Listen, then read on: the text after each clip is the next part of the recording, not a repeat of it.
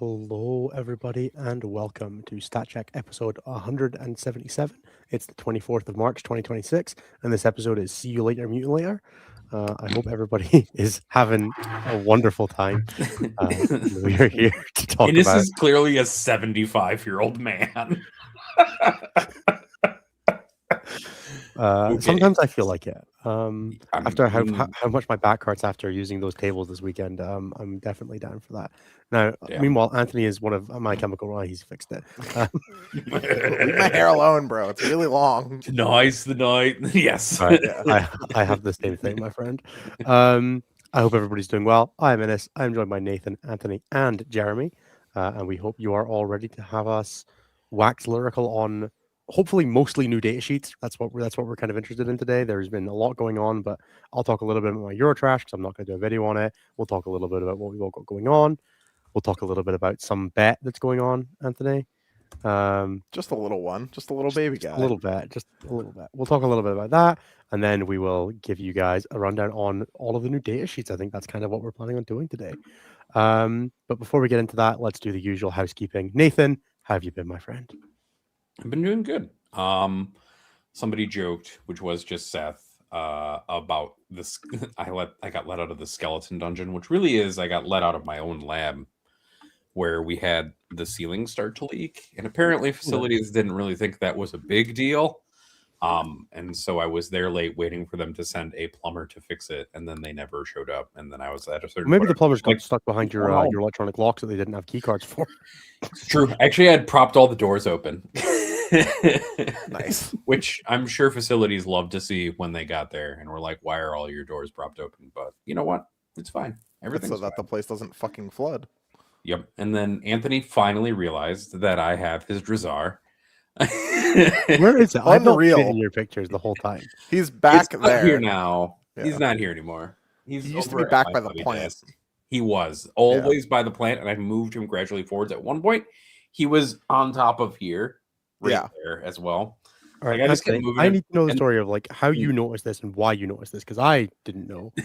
So earlier, Brian was like, "When was the last time you saw your Drazar?" And I was like, I don't know, fucking forever ago, because you won't fucking give it to me, even though I tell you and remind you every single event we're supposed to go to together. And he was like, yeah, that's because Nathan has it. And I was like, Nathan has fucking what? And then that was what happened. Yeah. At one point, by the way, I moved my whole like little table, all these books around closer to the camera as well.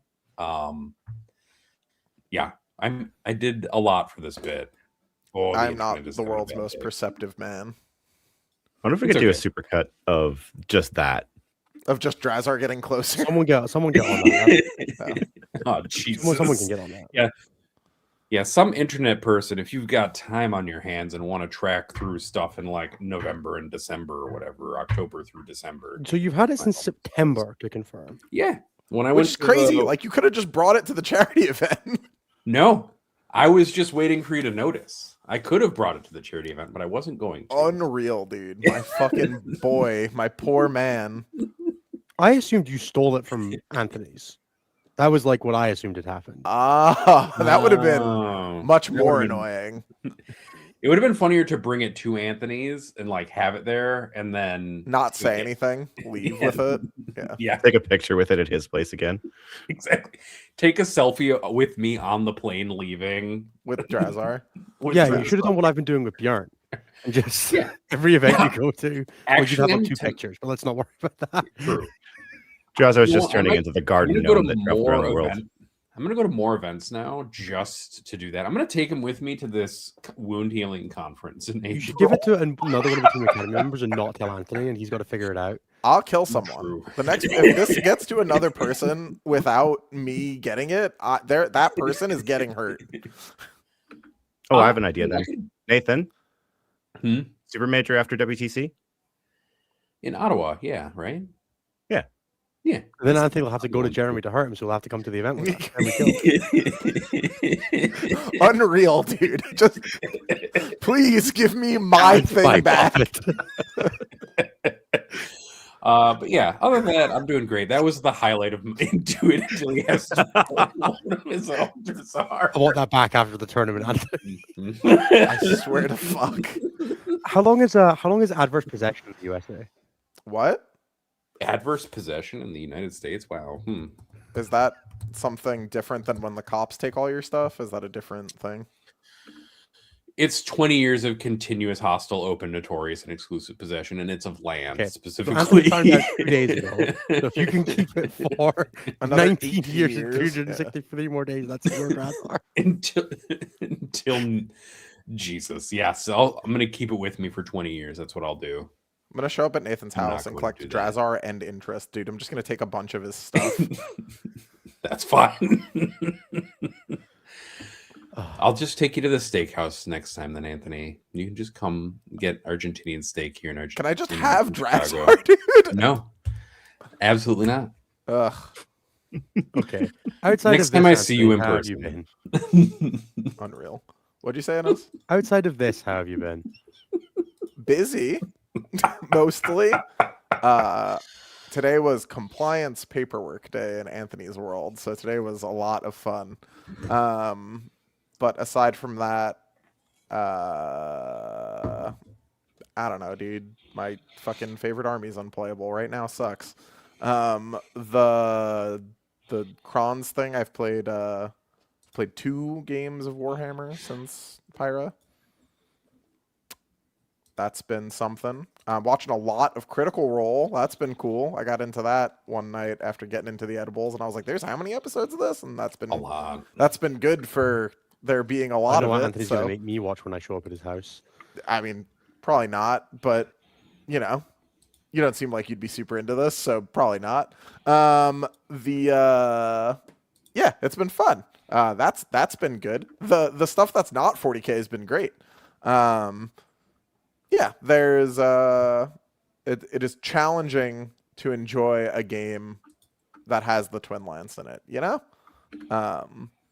Based on the last 2 weeks of testing, Montcar right now seems to be a more DACA level mistake.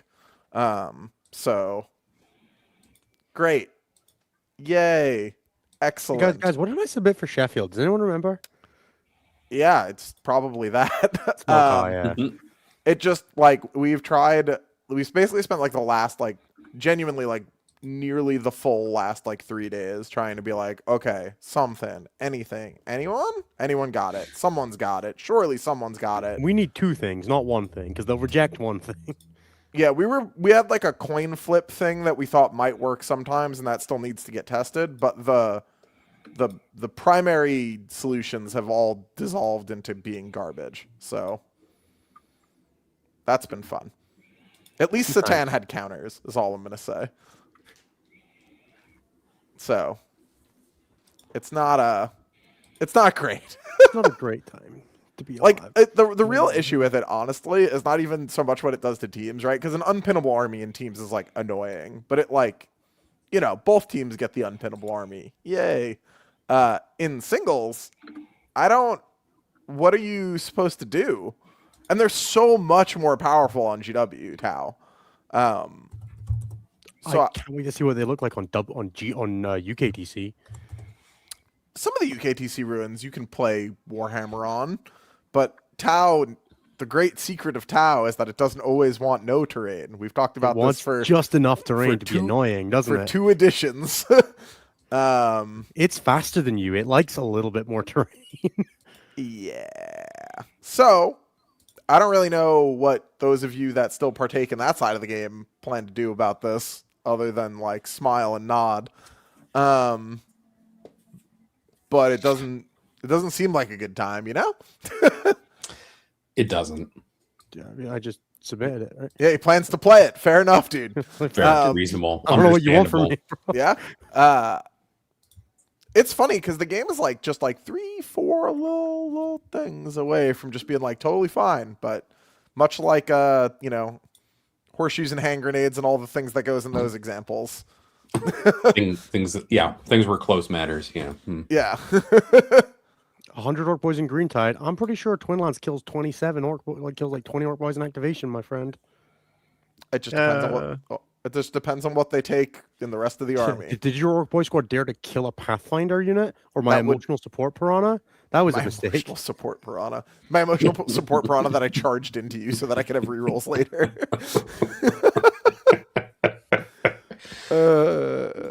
Sorry, Nos didn't give me any piranhas in my list. I was a little upset. But... Yeah, that's rude, dude. I mean, you can still charge Pathfinders into people. That is also the plan, yeah. Yeah. Also, Vespid, like, it doesn't work on Kroot, but Vespid, those are birds. We like birds. Very important. Very important, Vespid. Yeah. Originally, we were gonna hit people with it the says nature. non-Kroot units, Jeremy. It's very importantly non-Kroot. Vespid aren't Kroot. Don't be racist, Jeremy. It's just keywords. They're just keywords. Did you know Kroot have war gear options? I didn't bring any of them, but they do apparently have war gear options. I did not. What do they do? 2 gun upgrades. One of them changes the Kroot rifle into a 2-shot, 1-shot, a 2-damage 1-shot gun. And then the other one is like a D3-shot blast gun that I didn't want to have to mark on which guy that was, so I didn't bring that one either. I've definitely played games like where I was just like, no one has war gear, fucking whatever, it's fine. Yeah. Do you bring the auto pistol? Do you bring the bolt pistol on your Chaos Cultist, Anthony? The what? The bolt pistol on your Chaos Cultists? That the sergeant can have? Yeah. I didn't even know that was a thing. Yeah, there you go. You can give him a bolt pistol. Mine's modeled with one. The last game of CSM that I played, I went to shoot like auto guns on my cultists. And those have been gone for quite some time. Like a year and a half? Yeah. I mean, they're just cultist firearms now. It's the same thing. No, it's not. No, they all have pistols now. Yeah. They don't have the like rattle guns anymore, dude. See? I'm glad Jeremy didn't know either. I feel vindicated. Oh, I know why. It's because the only army that I had that had cultists was Thousand Sons, and we just don't have them at all now. Right, correct. But they also don't have auto guns. Yeah, sure. It really caught me out. I went to shoot and I was like, damn, dude, these guys get kind of a lot of shots. And he was like, how do you have that many pistol shots? And I was like, how many what? I don't take the weapon. And it was like, oh, you only can take the weapon now. All right, fair enough. Speaking of which, if anyone locally needs 30 cultists, they're sitting at the bottom of my drawer. So. Yeah. As the part owner of 150. I'll trade you 1 Drazar for 30 cultists. Deal. Yep. All right, Jeremy, how have you been? I'm doing well. I went to a team event this past weekend. Had a blast with that. Went with some friends. I've been mentioned on this podcast before, but the other guys, 40K, they're a podcast from Southern Ontario. Davey Patton and Brian Carruthers, 2 awesome guys, and then them and a bunch of friends basically went and we put up our best effort. We unfortunately only went 3-2. We lost to Blunt Force by my old team by 1 point, which was that's pretty close. It's pretty bit good. Heartbreaking because I thought I had it, and then I was the last game going on, and I was like, I'm gonna get a 12 here, and then my coach walks up and says, "Can you get a 13?" And I went, "It's his turn. It depends on what he draws. If he draws 10 points, it's a 12. If he draws 6 points, it's 13." He drew 10 points. Classic. He drew Sabotage and Behind while playing Outlander Claw. Yeah, that'll do it. Going second, and I went, "Oh, fair enough." That's just." But yeah, it was a blast. A lot of fun. I was playing my Votan. You played a weird list, though, right? Hmm? Did you play a weird list, or am I misremembering? No, I played Ronnie's list from Cherokee, basically point for point, because I couldn't be arsed to come up with something different. Mainly because I'm waiting for Barrack to. I wanted Barrack to be legal, and they said no, he's not out yet, so you're not allowed to play him. Fair. That's fair. I mean, it means you also dodged Twin Lance, right? So that's that is basically the compromise there. But I'm working on him, so I'm looking forward to getting him on the table this weekend because we have a GT at the Dragon. He is the Hammerman. He's a cute little guy. Yeah. Damage 4, big number. If that guy was just like 80 points, he'd be so good. Yeah, and that's the thing. I'm putting him on the table this weekend because he's cool.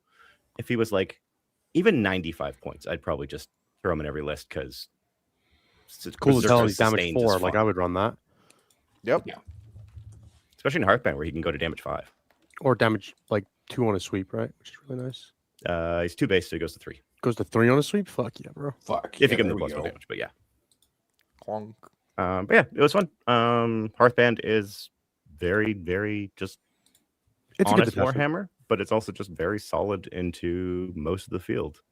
Played into Eldar twice, GSC once, triple Land Raider at the end of the weekend. God, they have so much shit in that list. Custodies definitely gets too much stuff. Mm-hmm. Now, mind you, he lost all of his land raiders by the end of 3, so... I mean, that is nice. Terminators are pretty good at killing most things, right? When you get that AP4 reroll wants to hit and wound lethal sustained, it does tend to start racking up damage on any profile. Yep. You strip cover with a Thunderkin unit and kind of go, nope. Yeah. When I played against Greg, I was AOCing to keep like one heavy bolter alive to just like have an activation and screen a corner because he had stuff in reserve. Like, I just need a guy, like one left, stand here for the rest of the game, please. And it, it worked. Hey, there's Valentin. One guy. He was the Custodes player.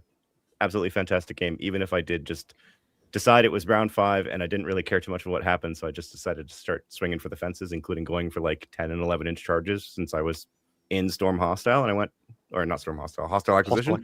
And I was like, this will be fun. And then Burry made an 11-inch charge onto his expansion, flipped it, and got me an extra overwhelming. Schneider was playing Hearthkyn this weekend, and I'm pretty sure that's what happened in his game with England. He just hit 2 natty 11s into Fowler and flipped the game from like a probable loss to a 17. Roll the charges, man. You might as well play to your outs. I mean, if Burry's sitting like at an 11-inch charge, that means he's outside of blown up most likely when you have to go around the wall. So he's in range. He's in line. He's probably behind the line anyway. Yeah, exactly. Tim, I think, was running double fort. Tim was running double fort. I actually love Ronnie's list now because it's just nothing but infantry. It has a Sagittar, a Capricus carrier, and that's just so you can split the 2 units that they go in. And after that, it's just bodies. 20 Terminators, yeah, that's 12 basically what Thunderkin was playing as well. Do you guys bikes? I want to put more bikes back in though. Bikes were a lot of fun. Yeah, I think. Were you playing 20 or 25 Terminators? 20, 10, 5, 5. Yeah, because Greg had 20 Terminator, 10 Terminators, the 10 of Warriors splitting with the call, 3 bikes, 3 Thunderkin, 2 Arcanists, 2 Berserks. It's like 2 of everything basically. Yeah, that sounds about right. The Arcanist is something that I've been debating adding back in, but I'm just kind of like, do I need more damage 3? They were really helpful for the Custodes matchup, as I understand it. I think they helped them a lot there. And if you're trying to like play on that, yeah. Yeah, and that is definitely a fair point. And it is, a very funny loan up where you can kind of run around and say, I don't need to be in rapid fire to do the damage I need to, but when I get in rapid fire, it's very funny. It's very, very terrifying. They certainly activated me with rapid fire every time they activated, the 2 times they activated. Then they got melted to the dome. But yeah, they don't exactly stick around long, but they're also 65 points, so that's fine. No. One day someone will roll a 1 on that hazardous check against me. I'll feel very good. Oh, you mean a 1, a 2, or a 3? Yeah. Greg didn't fail any of them. He was just fine the whole time. Just like, it's fucking bullshit. Just die yourself. As for myself, yeah, we had Eurotrash this weekend. So big team event. It was our first official outing as Team Scotland, where we took 1 team, and we took 5 prospects and 3 returning starters, and we ended up finishing 5th. We went 2-2-1, which was really, really solid. We drew with Belgium and Finland. We beat Iceland and Luxembourg, and we lost pretty bad to England, who won the tournament. So yeah, we lost the first, drew with second, and then had a pretty solid one otherwise. I got to learn a bunch. I managed to go 5-0 with the Deathwatch again. Just if you were worried about Deathwatch on GW terrain, I've now played it on all 3 terrain formats and been happy with it on all 3 terrain formats. So Deathwatch might just be good. I don't know if anyone else has had any broad feels about that, but I played Guillaume from Team Belgium on the last round and got like an 18-2 into double Repex, double Victory Ultramarines, and it didn't feel like at any point that was in question for being a 15 or higher, which is kind of horrifying. Like at one point, the Gravis captain 1-tapped a Repex. Just because, why not, right? Isn't his strength not high 12, enough to do that? 12-4-4, my friend. Oh, he's 12. Oh, because of the oh god, yeah. Yeah, I was strength 10 at the time. I just rolled 4 wounds on my 7 attacks, but it was pretty nasty. Like Gulliman charged a squad, took 8 damage on the Overwatch, killed 7 of them because that's the most he can kill, and then died to the Power Fists. And then I consolidated on an objective to get a 15. It was great. Damn. Yeah, it was pretty grim. And then yeah, just like turn 1 did 6 damage with lethal hits to Repex to drop it low, and then you don't have to worry about smoke anymore and all that good stuff. Sometimes that kills you. Yeah, getting plunging fire on like all three Dasso squads all 3 Dassos turn 1 was kind of rude in a couple of deployments. Anytime I got board choice, I was doing that, and it was kind of mean. Played game 1 against Uni from Team Finland against Call of Speed, went second, so got a 15. That was a little, a little bit of a, hey, there's an entire orc army on the 4 middle objectives and hidden supplies. I'm gonna take a minute to get all of this dead. Game 2 into England, I played against Greg on his Hearthband, and broadly just the power of the rapid ingressing fight first unit and having more bricks than him was the big differential, and also just like turn 1 killing a berserk squad with indirect and chip damage and things like that. Notably, the only game that Votan lost at that entire event. I think so, yeah. Yep, I know because I went and looked earlier. Yeah, That's Votan might be good. I think they got 1 draw into us as well. They drew into There was 2 draws, but they went 12, 1 loss, 2 draw. Hell yeah. It's pretty respectable. It reminds me of a very amusing moment in my GSE Outlander game. He put 3 mortar trucks into 5 berserks and killed none, and just kind of took the 4th one and shot at something else because he's like, I'm done with this. Greg had the exact opposite. He lost 2 to the disembark and then 2 to my incursors that piled into him because I was fighting Uthar and couldn't get into the other ones. And then the one guy did no damage back. Okay. Sure. Sometimes you just fell 4-ups, Rod. I don't know what you want. True.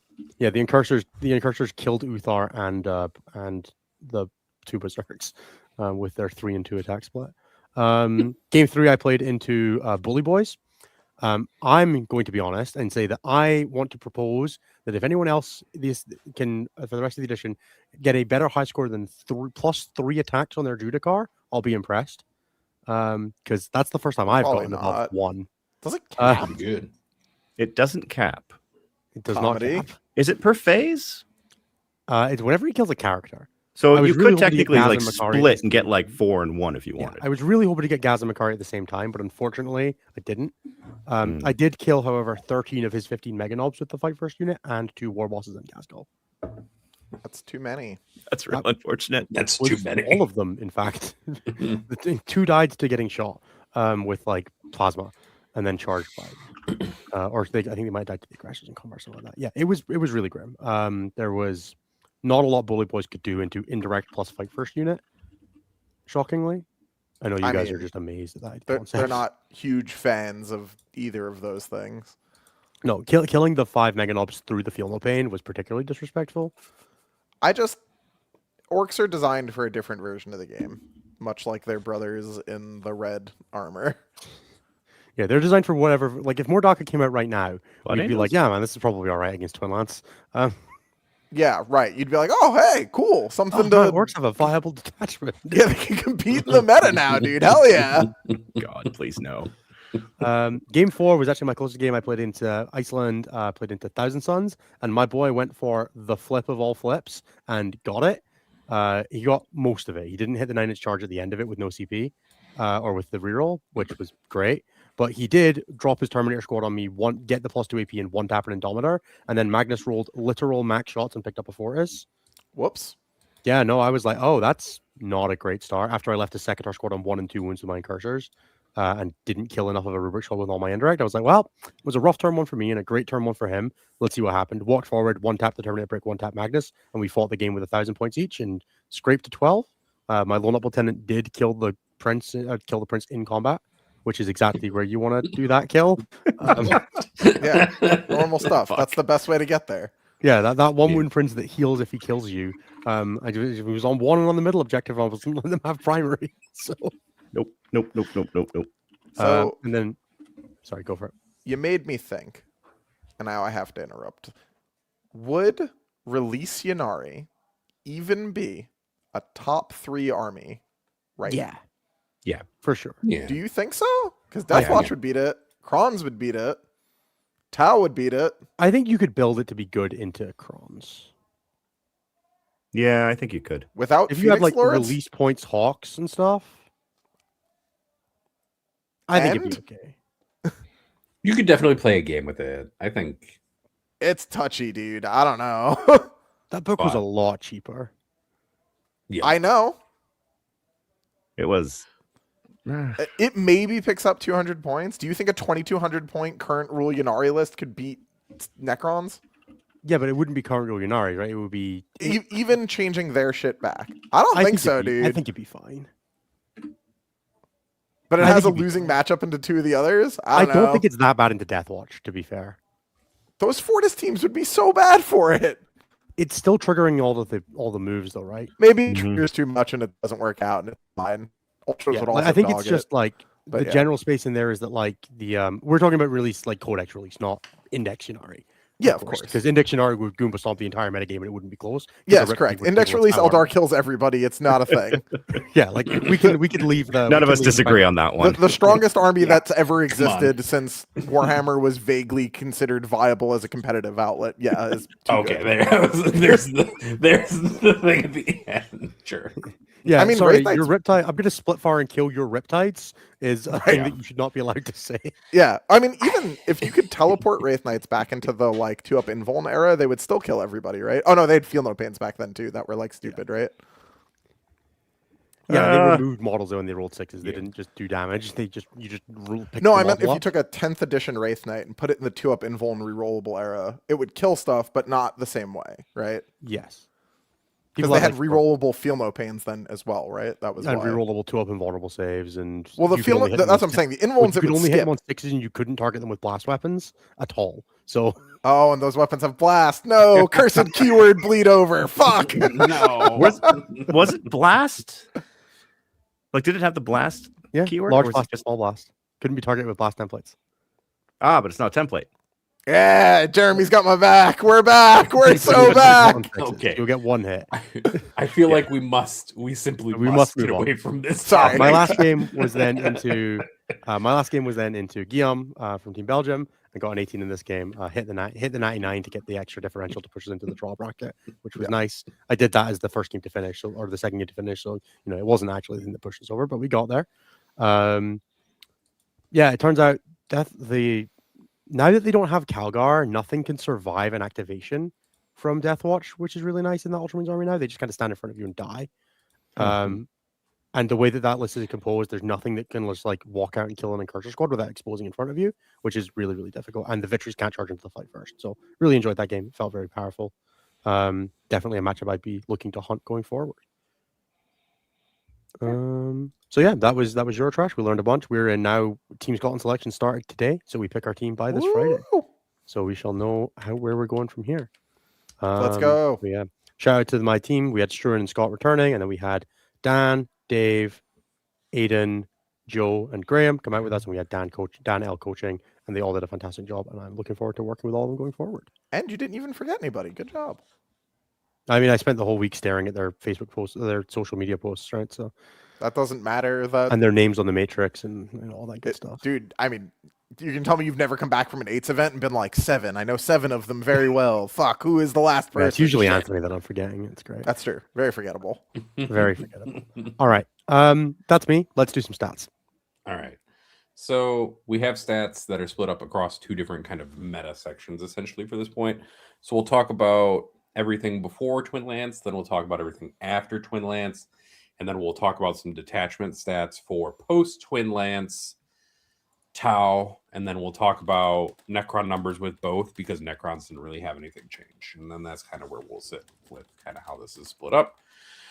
So we're going to start with pre-Twin Lance numbers, and then we'll talk post-Twin Lance numbers, because I know people care, because there were 14 events with pre-Twin Lance. There are 6 events post-Twin Lance, including one from last week. So that's what we're going to do. I hope you're all ready for a ride. It'll be fun. I don't promise. By win rate, the best faction of this weekend is Deathwatch. There were 8 Deathwatch players. Which is why they have a 69.5% win rate. They won an event. They got 3 top 4s, 5 top 10s, and because they only have 8 people, which is 1% of the meta, they have 7 a over rep. 4.72 over rep. Yes. There are 2 people playing Deathwatch at Sheffield. They are both playing. I think one is a literal carbon copy of my list from Eurotrash, and one cut the double oath to get infiltrators instead of eliminators. Nice.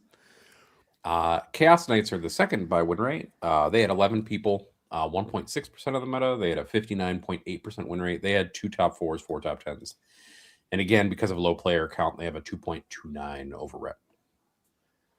In third by win rate is Necrons, 62 players, 8.8% of the meta.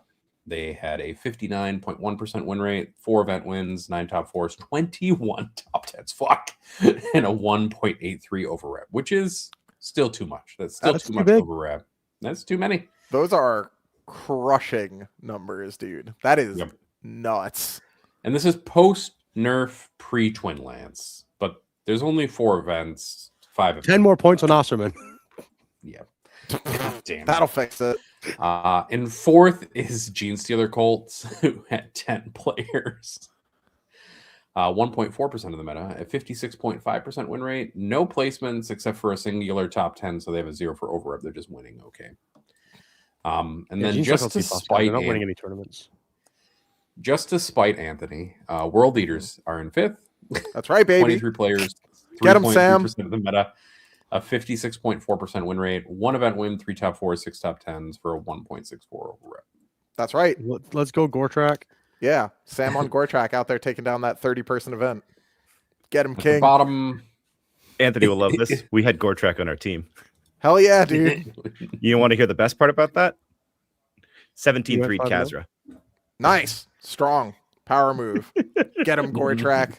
Get tracked, Hey, Cass. guys, is beating Team Canada still an achievement? Are we still allowed to say that? No. I mean, he was the guy who was running it is one of the prospects for Team Canada. So it was just Team Canada beating up on themselves. Better mind your P's and Q's, Ennis. I posted those WTC rankings earlier. You're only like 1 ahead of them, bro. Yeah, sorry. We also lost our scrim to them recently. Let's not. God damn it. Damn. I refuse to stop chatting shit just because of data and facts. In reality. All right. At the very bottom is Imperial Agents, who had 2 players with a combined 11% win rate. But now. But after this week. Look, we'll talk about that after this week. Death Guard were next from the bottom. There were 20 of them for 2.8% of the meta. They had a 38.2% win rate, which is pretty bad. A top 4, 2 top 10s, and a 0.63 over rep. Astra Militarum were second from the bottom. Oh, what's going on anymore? Maybe everyone took our 44 advice and started playing Recon and started losing. True. A 6.2% of the meta, a 41.6% win rate, 1 top 4, 3 top 10s, and a 0.29 over rep. Dark Angels are 4th from the bottom, 29 Okay, players, hold up for a 4.1. second. The Astra Militarum numbers, what you just said there, Innes, why do you think Astra dropped? I think people are because their playing... matchup is abysmal, or because no one's playing them. I think I've got it, dude. They are actually seeing decent play. And so I looked at the last 2 weeks, Twin Lance and no Twin Lance combined. And they have a 44.7% win rate. However, Grizzled's Company has a 43% win rate with over almost 400 games played. It's a lot. Yeah. Recon has a 60% win rate. Yeah, there it is. People are just giving up on Grizzled.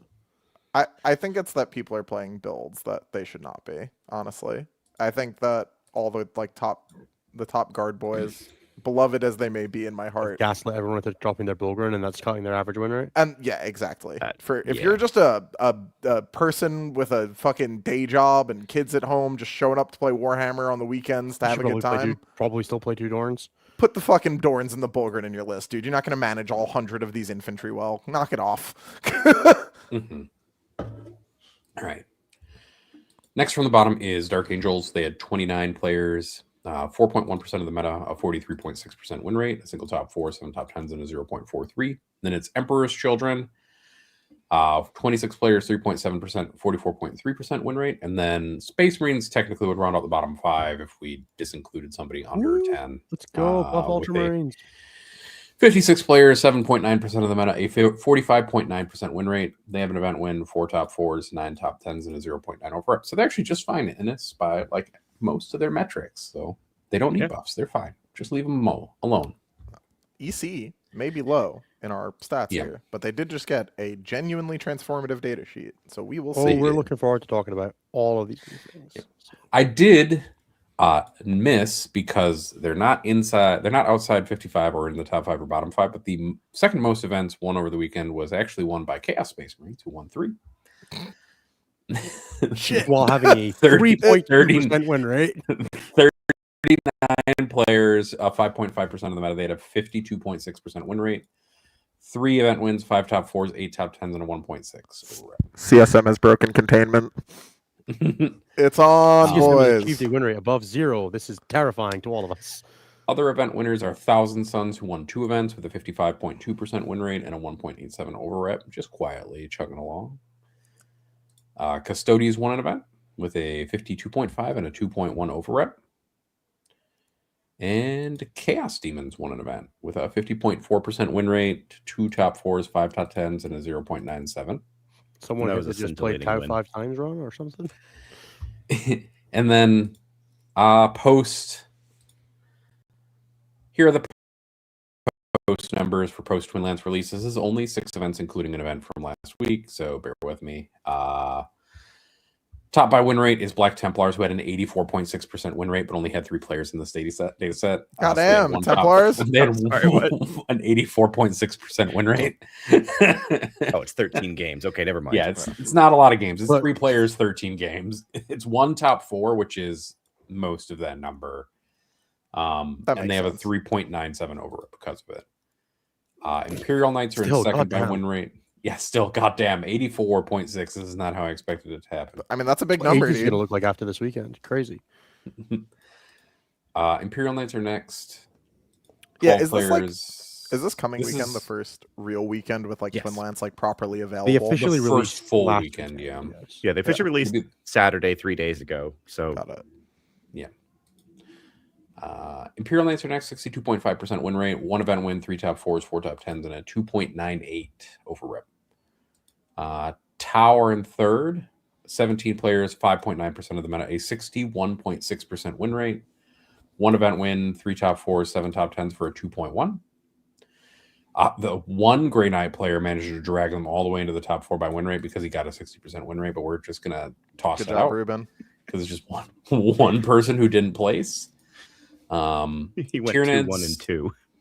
Wasn't Ruben then? Tyranids won with the most weird, boring list I've ever seen in my entire life at a 70-player event. 6 of them, 2.1% of the meta, a 58% win rate, 1 event win, 1 top 4, 1 top 10, which is all the same person, and a 1.99 over rep. Good old invasion fleet. Yep, good old invasion fleet. What was boring about it? It's just, it looked like a 9th edition list. It had I mean, like we'll go 6 through it. Hive Guard in it. We can go through Hive it. Tyrant with Adaptive Biology, Neuro Tyrant Sorry, with they have Hive Linchpin, Guard in it? Swarm Lord, 10 Gargoyles, 10 Hormagaunts, 10 Hormagaunts, 1 solo Biovore, an Exocrine, 6 Hive Guard, which 3 of them with Impale Cannons, 3 of them with Shock Cannons. Okay, what are we doing here? What? In the same unit? Yes. Amazing. Yeah. I didn't see What that the if- first time I read through. What an absolute hero.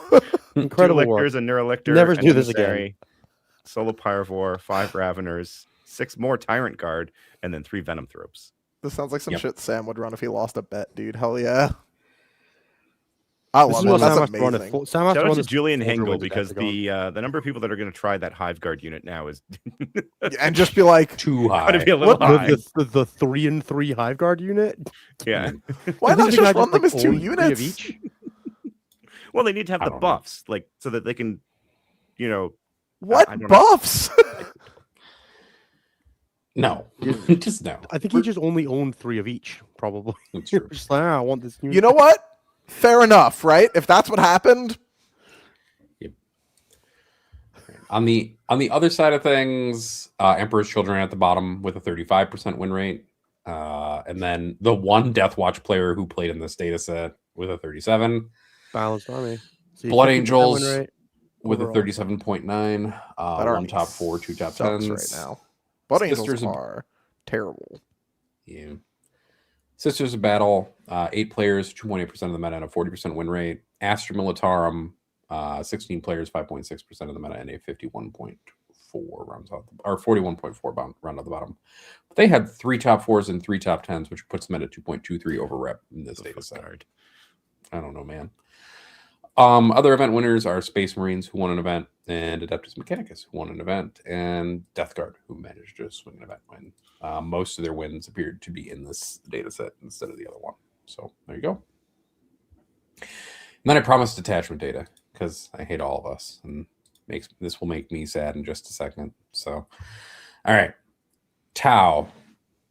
since Twin Lance release, have a 61.64% win rate. Experimental Prototypes has some players with a 66.7. Retaliation Cadre has one person who got a 50, and then Monka has most of it with a 63% win rate. And then, Kind of ridiculous. yeah, that's kind of where it's going so far. So everything's above 60, except for that one person who played Retaliation and the one person who played one game of Crude Hunting Pack to a loss. What was the like? Do we have it for Necrons as well? Mm-hmm. Yes, so I have Necrons. I'm not going to do the post because I don't really. We It's can the if same we for want them to. realistically. Yeah. So Necrons combining both pre and post is 55.5% overall. The highest performing detachment with play is What the fuck? Star Shatter with a 57. Nuh-uh. Well, I guess if you want to include Hypercrypt or Canoptic, we'll talk about those in a second. They're like 3 people. Yeah. But Star Shatter has the most players and has a 57% win rate. Second is Awakened with a 54.4. Then it's Cursed Legion with a 53. And then it's Pantheon of Woe with a 53. I mean, it sounds like the 0.2. Pantheon nerfs were effective, dude. 10 more points on Satan, and we're going to call it a day. It's fixed. It's been Hey, solved. Pantheon might be fixed. We're going to watch Yeah. Yeah, probably. Pantheon's totally fine. We're going to watch my Excel freeze up horrifically. Beneath that is Canoptic Court, which has an 89.5% win rate. That's And a then, big number. yeah. It's 19 games, so it's small, It's but I 19 just wanted to games. point out, make fun of Nathan for skipping over it. Yeah. We're not. It's not that I skipped over it. I very specifically said with play. They're more powerful than the Templars, dude. And then Hypercrypt is after that with a 68.2. And then No one tell Kit. we have Cryptek with a 25% win rate. And then both Annihilation and Obeisance with a 0% win rates in this data set. 0 for Obeisance? That's heartbreaking. Yeah. That's pretty good. Obeisance. Whew. Now I'm going to force Motherfucking Talons of the Emperor. Why is it like 95% win rate? No, it's 65%. That's a lot. Basically the same thing. Yeah, it's too high is the answer. Yeah, That's that's too damn high. Jacques Cousteau. And then that's kind of just what I want to talk about. I don't think Necrons are quite 100% of the way there. And Tower, perhaps. All right. Anthony, do you want to do a bit of prescience about what next week's stats are going to look like for Imperial Agents and tell us a bit All about right. what's going on? While So I here's got what the stats. happened. A couple of days ago, last week now, I think, Folger mentioned that he had been playing some amount of Agents. And that happened in a voice call with Brian Sipe on it, which was a mistake on Folger's end. So for those who don't know, Folger got quite close to winning Adepticon last year and was really looking forward, now that his golden men have been buffed and returned to a power level deemed acceptable for winning super majors. He was going to return as the conquering hero to Adepticon. And that is not what we're getting instead. So what had happened was, Folger talked about playing Agents, and in a frenzy of rapidly made bets, we have landed on the following. If Folger gets top 8 for the event, Lennon will build and paint him a model of his choosing. The rewards going forward will scale quite rapidly, so pay close attention. If Folger makes it to the top 4 of Adepticon, he gets to keep the 3 painted Line Raiders he borrowed from Ben Jurek from Pyra. Someone will print and paint for him the funny custodian Land Raider thing that he was shown on our show. Me and Ben Jurek both have to get tattoos of the Inquisitorial Agent logo, and he gets $2,900 US from the combined pool. If Folger should win the event and not simply make top 4, he is owed another $2,000. So we are all sending Folger our energy to take down Adepticon with by far the worst army in the game. Now, much shout out to the wider stat check community for providing access to the army to Folger. That is my understanding that we were a crucial part of how he's been able to acquire the army to actually be able to play it. So, to that end, if you would like to contribute to Folger's winnings or their potential, his potential fury and rage as he fans out in the top 4 or in the top 8 game, you let me know, and I will ensure that we pass everything along to Folger. But let's open up counter betting. Whoever the first person to beat Folger. look, all you got to do now, there's some things to note. So, Folger can go 3-1 on day 1. Still make top cut. Yeah. And still make top cut and progress. The problem is day 2 is single a limb. So if he bins it at all, and I think he's got to win 2 games on day 2 to make it into the top 4, right? I believe so. Cut to 32, GW posted the schedule on the website. 16, I'm gonna go check 8. No, he's got to win 3 games. Because they cut to 32, right? It's 32, 16, Then it's 8. 5 games. So he has to win 9. Or 8 of 9, with the loss being in the first 4. Oh, no, they might cut to top 16. I think it's cut to top 16. In which case it's 7 of 8, with the loss only being eligible in the first 4. Correct. So, that is the experience that Mr. Piles has opted into. Do we He's have his written a list across many participants that we believe to be quite good? Oh, there he is, right in chat, dude. Never in doubt. Cut to 32, so he needs to go 7-1. 4 for the first, cut to 32, 16, 8, 4, 2, 1. So 9 rounds. If it's But he could lose 1 in the front half. So right? he needs to go 8. Well, he needs to go 7-1 to make to the top 4. Yes. Yeah, and all he doesn't have to win his round in the top 4. He has to make it to the top 4 to get the first of the actual, Sure. bounty unlock, right? Cool. I'm gonna go find his list because I feel like we should shout it out. Yeah, it is We should. for what it is worth. If Folger gets top 8, we'll get him on the show. I'm happy with that. 100%. We'll probably get him on the show either way, just because it's kind of funny at That's this also point. True.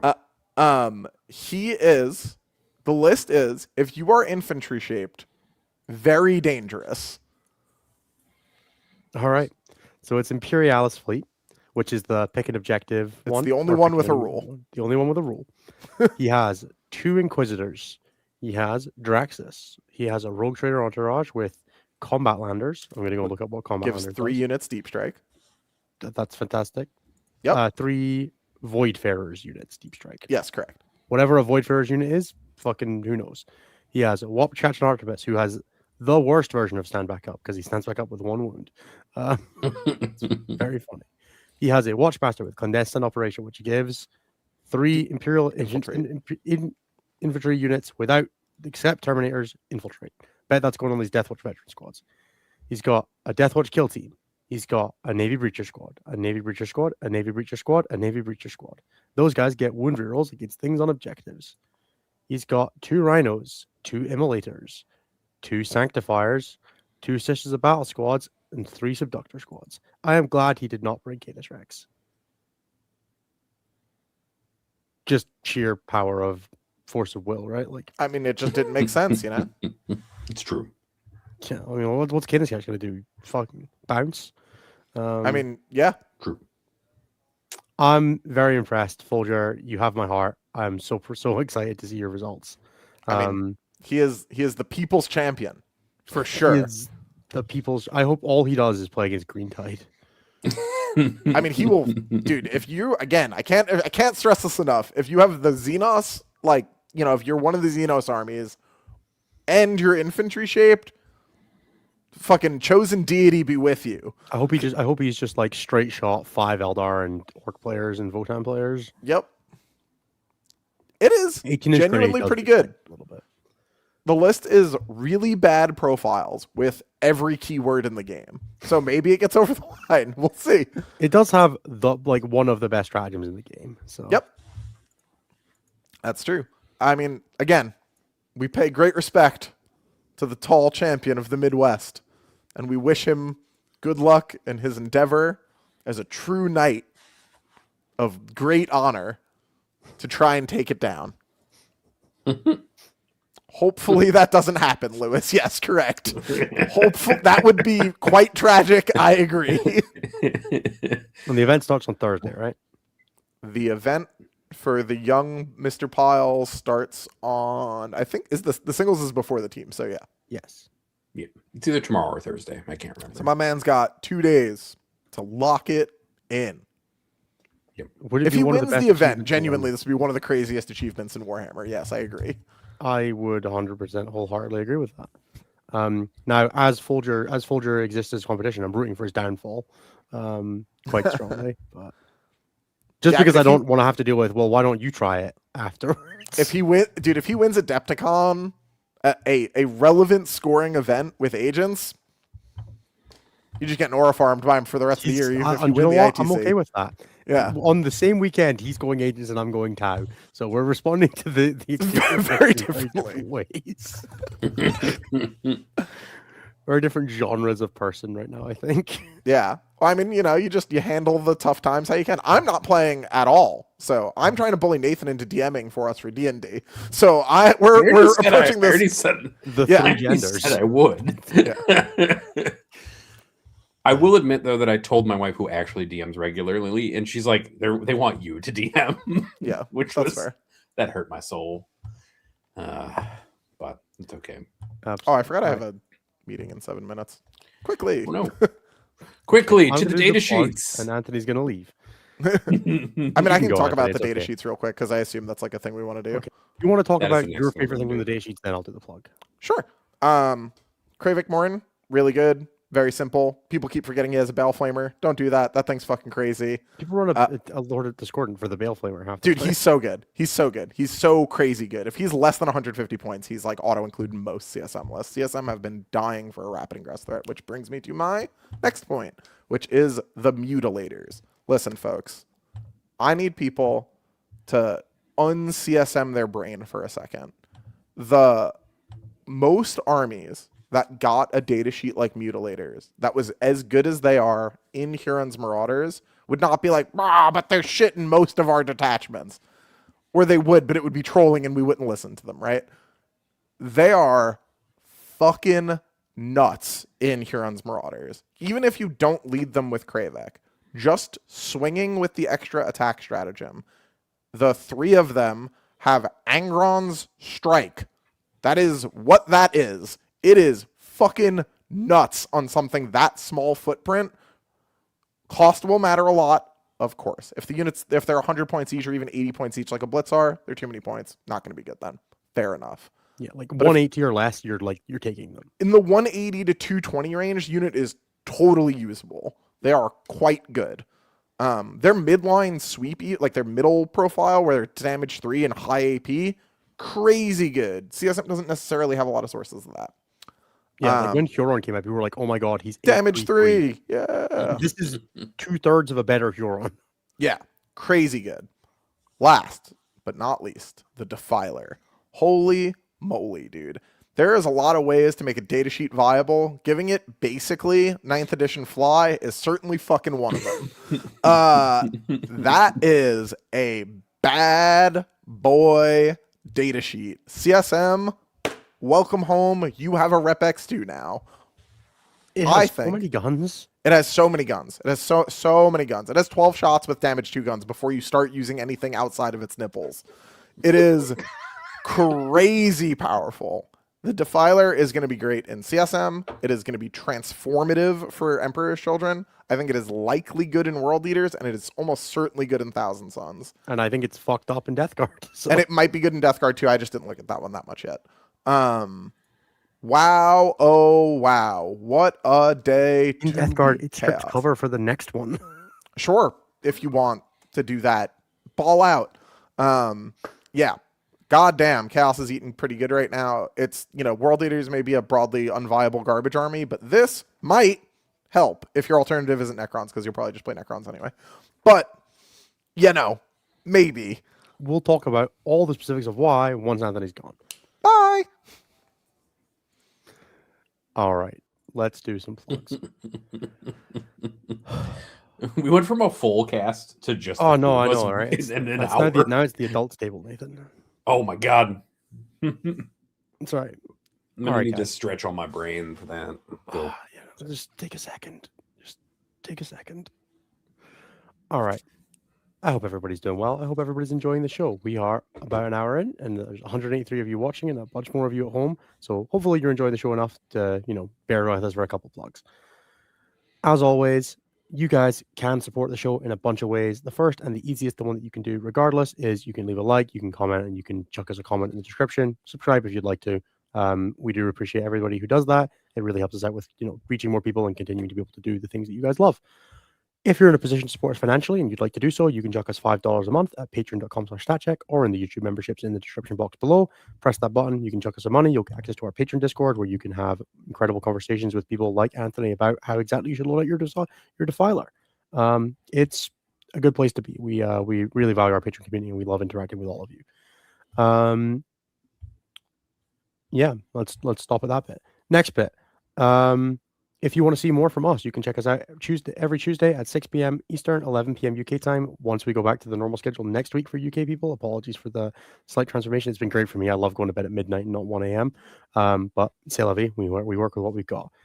So we'll be going back to normal schedule next week. If you want to catch back episodes of ourselves, as well as all the other shows on the network like XM1 and The Matrix, Take All Commerce, Champions of 40K, Medicaid's Orders, you can find that at youtube.com/statcheck.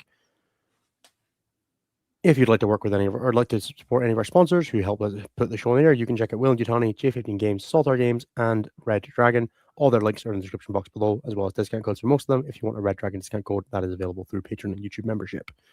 If you'd like to work with any of our coaches, you can check out stat-check.com/coaching. At some point, we'll make sure that everyone else adds their prices to the site instead of just me. But that's a work in progress. We will continue to harass people for that information. If you'd like to work with myself, Liam, Nassim, Pumba, or Tyler, as well as a few of the other coaches that are a bit more active at the moment, drop us a message or drop us an email. We'd be happy to sort you out. We are moving into an interesting time in the metagame where there's a lot of stability going on and a lot of instability at the same time, but also we'll be moving into hopefully a new edition pretty soon. So let's see what it gets announced at Adepticon in a couple of days. Yeah. Lastly, have any of us done any bonus content? I did a video with Vezla, which is to say they recorded me playing TTS. So if you'd like to see me playing the Chaos Space Marine list that we took to Eurotrash with like one minor tweak, you can see that on Vezla. I think the live recording should go out tomorrow for everybody to see instead of it being behind the paywall. But you can certainly check that out and get back to and take a look at it. I think that's all I need to do on the plugs. We're going to go on to show questions. As always, there are 3 ways to get your question answered on the show. One's to just ask a really good question. One is to be in the member of the Patreon Discord and leave a question there. And one is to leave a super chat like somebody did earlier, which is Ben J 40K, who said, anyone else realize they probably have to get an Inquisitorial tattoo after this weekend, and gave us $5. Thank you very much, Ben. Ben, I think you should be more concerned about the loss of your Land Raiders, but if you have to get an Inquisitorial tattoo, you should definitely make sure you get it somewhere discreet. Although to be fair, it's pretty cool. I drew pairings cards for Team Scotland for the weekend. I have my Deathwatch one up here. And like the Inquisitorial logo is pretty cool. Did custom pairings for everybody. It's not as bad as many of the other logos that you could get drawn. It could be worse. worse. Yeah. There's going to be a drawback if he loses. No, there should not be. The drawback is that he YOLO'd Imperial Agents to Adepticon floof. Come on. Yep. Do we want to talk Chainsaw about Biceps says, I'm a new Deathwatch player. Is it trapped to fire and fit a replica mod? Yes, it's bad and you shouldn't run it. Right. Nathan, would you like to take us away on some questions? Do we want to take data sheets or questions, bud? Oh, do we want to do data sheets or questions first? Let's do data sheets first. I was going to do questions. Yeah. Jesus, I'm getting ahead of myself. All right. I'm going to just read us through the article. I think that's going to be the easiest way to do it. Yep. We want to start with Kravek and then do the Imperial one? Oh, yeah, absolutely. All right. Excellent. So Kravek is this boy. Let me zoom in a little more. He's a T5 Chaos Terminator Lord, basically. He gets to join Terminators, Mutilators, and Obliterators. He's got a Bale Flamer. He's a Terminator. Bale Flamer, so D6 plus 3 shots at 6/1/2, ignore cover torrent. It's a good profile, guys, if anybody didn't know. He's then got maybe the coolest named weapon in 40k with Last Argument and Power Fist, which honestly, I think if you just called it Last Argument, it would have been cooler. But he's got 7 attacks at 10/2/2, and then 3 more attacks at anti-vehicle 2-up, 6/2/2. So 10 damage to attacks, by the way, for this terrible character. Absolutely unplayable. Except he's not actually AP2, is he, Nathan? Because he has a couple of rules. One of which is that if he targets the closest eligible enemy unit, he's AP2. So that's an AP2 ignore cover Bale Flamer. And he's going to be 10/3/2 in combat and a 6/3/2 in combat, also known as a really big number. Look forward to getting a bunch of Renegade Raiders, just as a heads up as well. Suddenly AP4 in melee combat, or if you're on an objective, or AP3 on that Flamer if you're on an objective. And then also he gets the the head taker style thing where you pick an enemy and it's your hated foe, and then he himself, not his whole unit, gets to reroll the wound roll.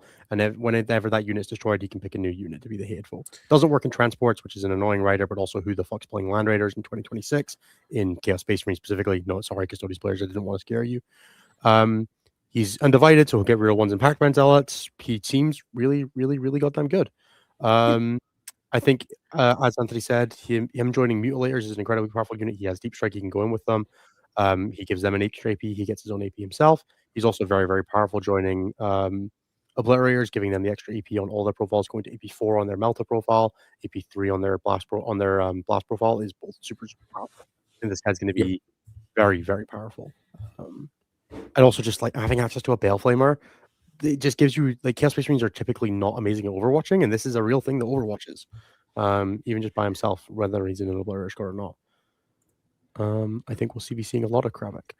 Next up, we have Mutilators, who are just the coolest little beetle-looking things. They got the giant upper body and tiny little head thing going on. They look like Ambots. They do look like Ambots, actually. I'm definitely gonna give them all the helmet heads, I hope. But I think so too. They do look cooler with them. Okay. They come equipped with flesh metal weapons. I really was expecting them underslung flamers or something. I'm kind of glad they don't, because they would have been really nuts with Kravek. So they have 3 profiles. They're the same defensive profiles as Obliterators, toughness 7, 2-up, 5-up, 5 wounds with OC2, which is kind of nice. OC2 is good for flipping points, because it means if you charge into a thing like a transport or a vehicle on an objective and then consolidate onto the point, you'll take it off a scout squad or something like that, which is really, really good. They have 3 split profiles. They can either be 6 attacks at 6/2/1, 4 attacks at 9/3/3, which is crazy work, or 2 attacks at 12/4 D6 plus 2. All of those hit on 3s. They reroll charges, and they do 4-up D3 mortal wound charge morals, which is also really good, and they have deep strike. For each model in the unit as well. Yeah, which means it does work with Kravek as well. You'll get 4 rolls at 4-up. So you're very expected to do, you'll do between 2 and 6 mortal wounds with this unit pretty consistently, which is pretty good, right? You're just grenading. There's some cool applications with charging something like a transport or a 1-wound character, killing it and cascading into something else. Lots of opportunities to do some cool shit with this unit. They obviously benefit a ton from any detachment that can give them an extra attack, specifically Bile and Huron's Murders, which has a stratagem. Huron's Murders also giving them +1 to hit and fall back and charge. Really mitigates all of the last, all of the major downsides that the stage he has. I think the stage is going to be very good. As Anthony said, 180 to 220. I think you're strongly considering this. If Twin Lance can be 160, these guys can be 140. But let's not use that as a benchmark. Please stop using it as a benchmark, folks. You're giving me a freaking headache. I think if these guys are 65, 70 points a model, 185 to 2 or 195 to 210, I think you're going to be very excited to play one unit of these. Agreed. Potentially. I don't think you take multiple. You probably just take the one and use it. No, I think the first rapid ingress threat's the thing I'm excited about with this data sheet. Not more than that. Yep. And also the ability to, they give you a nice little rapid into heroic option as well in Chaos Space Marines, which you haven't had before. Being able to rapid in and then threaten a heroic is kind of powerful. They are quite good in Hurons. Being able to hit on 2s is very powerful for this unit, especially since they don't have a ton of volume of attacks. Even with the +1 attack, they're only why not play Vashtor's rapid ingress? Because Vashtor doesn't go through walls, which makes it a lot harder to rapid ingress. Yep, they are infantry despite being humongous. Vashtor has fly, but he doesn't go through walls, and he's much harder to flip objectives with for that reason, because you often have to rapid ingress him in dodge a lot more, because you have to be in line of sight. Whereas these guys can rapid ingress behind a wall and then walk through and charge something. Where Vashdor just doesn't do that. And Vashdor's just never been that good. Like, he's playable, but he's not that good. Also, most of the things that like really amplify Mutilators are infantry locked. Yes, like being Heroes Marauders. All right. Yep, like being in Let's talk about the Defiler, because this data sheet got one hell of a glow up. Now, let's There's start with so you. much This model stuff. has like so many options. Your basic starting point, I think, so the Hades Battle Cannon versus the Ectoplasma Destructor. I'm going to talk about the baseline stuff, and then I'm going to come back to the weapons. I think I'm going to make this easier. So it's movement 12, which I think is the same as it is now. Toughness 11, which is the same as it is now. It's 3 up, 5 up, so it's got a good, and it's got an invulnerable save in combat, unlike an Imperial Knight. It's 18 wounds and OC 5. Those are all good things to say. It's going to look a lot like a Repulsor Executioner. It's got an invulnerable save for the point of a lower toughness, and otherwise it's more or less the same. It's got a couple of extra wounds. You can kind of think of it as like it's a lot in the same kind of weight class as Dorns and things like that. Its basic rule is that it can just walk through walls, which is great. And then it's got Demon Forge, which is its baseline rule, and then that gets swapped out for 5 different things depending on which exact version of it is. I think there may be some other tweaks to these depending. We might see some stuff like, we'll talk about that in a minute, actually. I'm going to touch on that in a second. But baseline, it can walk through walls. Now, we don't know what base size this thing is on yet, but the fact that the Defiler now is moving 8, so it gained 4 inches of movement as well. So it got katanified, which is crazy. Yep. Because it's probably still on 160 based on like all the surprisingly, I think it's on somewhere between a 130 and a 160, right? That's kind of where we're at. It is kind of crazy how fast this thing can feel now. It's still got a little bit of the thing where, like, because its base could be bigger than 6 inches, you might necessarily have to be touching the plate already to go through it, guaranteed, without advancing. And in some detachments that will be a problem, in some detachments it won't. Now, it has another rule, which is Demon Forge. This is the rule that gets swapped out depending on which book you're playing. But baseline, it's reroll once to wound when you make Dark Pacts. And once per game, you can overcharge to get full wound rerolls instead, and you take D3 more wounds if you fail. That one gets swapped out for a bunch of different rules depending on the books. Death Guard get strip cover after shooting. Emperor's Children get +1 to hit targets that are not below half strength. So this is similar to the Ballistus rule. Thousand Suns maintain their one, which is Overwatch on 5s, and if the target enemy units within 9 of a Psyker, it's on 4s, which is very, very cool. And then World Eaters get the ability to charge things that set up within 12 or shoot things that set up within 12. Now, one thing that we might see change is stuff like the World Eaters one might have hit on 4s and a little bit more rapid fire. The Death Guard one might have some more lethals. The Thousand Suns one might have some extra AP. We might see like more attacks on the World Eaters one, things like that. So there might be some additional tweaks to that, but we're going to assume that they're all reasonably close to the baseline one, and I think that that's an easy place to start. Now, as far as weapon options go, in melee, you're always going to have the big claws. It's 5 attacks at 16, 3d6 plus 1, nice big strike profile, or 6 attacks with sweep. Now, one thing I do like about this is the sweep isn't crazy, which does push you into, like, if you really want to be big damage in combat with the sweep, you do need to run the Electro Scourge for the sustained hits 2 extra attacks with 5 attacks, but that does replace one of the big weapons. You will always have one of the Hades Battle Cannon or the Plasma Destructor, Ectoplasma Destructor, which are D6 plus 3 shots at 10, 1, 3, or D6 shots at 12, 3, D 12, 3, 3. I think you're pretty likely to play the Ectoplasma Destructor in most cases. I think it's just a more consistent weapon because the AP and the strength is really valuable. And the extra 3 shots, I don't think you'll miss as much. And the AP 1 is just kind of terrible for the thing that this wants to be. It makes it much more consistent at firing this profile alongside the other guns you're likely to be running. Then you have the choice of Excruciator Cannons or Magma Cutters. I like that these are next to each other, actually. I'm not going to lie. So you either get, and you get 2 of each of these. So you can either have 6 Melta shots with 12-inch range, which is actually nice. The Magma Cutters on the Mauler Fiend are only 6-inch range. This one actually gets an extra 6, which does make them feel a lot more playable. I think you'll probably run the Excruciator Cannon in most cases, but I could see something like Emperor's Children liking the Magma Cutters for that extra, because they'll have advanced shoot and charge in just like baseline rules. Makes sense. So I think that the Excruciator Cannon will be the baseline best option, especially when you're looking at stuff like Thousand Suns, just being able to chuck out Overwatches with them, and Emperor's Children getting +1 to hit with them, and also being able to like stack reroll ones to hit and stuff like that on them. Chaos Space Marines will appreciate the volume for getting more sustained hits and lethal hits and things like that. So I think that is pretty likely where you'll see it. And then do you have the final 4 options? I believe you start with a Bale Flamer and a missile launcher, and you can swap them out for the other stuff. You can't double up on Bale Flamers or missile launchers. So you can either have, so baseline, you'll start off with the missile launcher, which is the heavy missile launcher, which is it's a Ballistus missile launcher. I think it's literally exactly the same. So it's 10 2d6 plus 1 or 2d6 shots of 5 on 1 with 2 shots on the crack. And then the Bale Flamer, which is an extra strength and AP on the regular one. So it's 7-2-2 with d6 plus 3 shots. They can be swapped out for the autocannons, the last cannons, or one of them can be swapped to a Scourge. The last cannon's 2 shots at 12, 3, 6, 1. Also, again, the same as a Ballistus Dreadnought. And the Reaper autocannon is 4 shots at 9, 1, 3 sustained hits dev wounds, which is a cool profile. I think broadly, I like the idea of either double las cannon or las cannon Electro Scourge. I could see potentially doing Baleflamer Electro Scourge in some contexts. Maybe that's again like an Emperor's Children thing. But I think the thing that Emperor's Children does the benefit the most from this, and we'll talk about this in a second, where each one goes and why you would consider running them, is that this gives you vehicle cracking ability, right? That's the thing that this really likes. I think you'll kind of see either like a close range variant, which is doing like Baleflamer, Electro Scourge, and potentially Magma Cutters. I think you probably still run the Excruciators even in that variant, because just shot volume for digging yourself out of combat. And then you'll see the long range variant, which is the Ectoplasma, double las cannon, and Excruciators. And I think that's the one that most attachments will lean towards.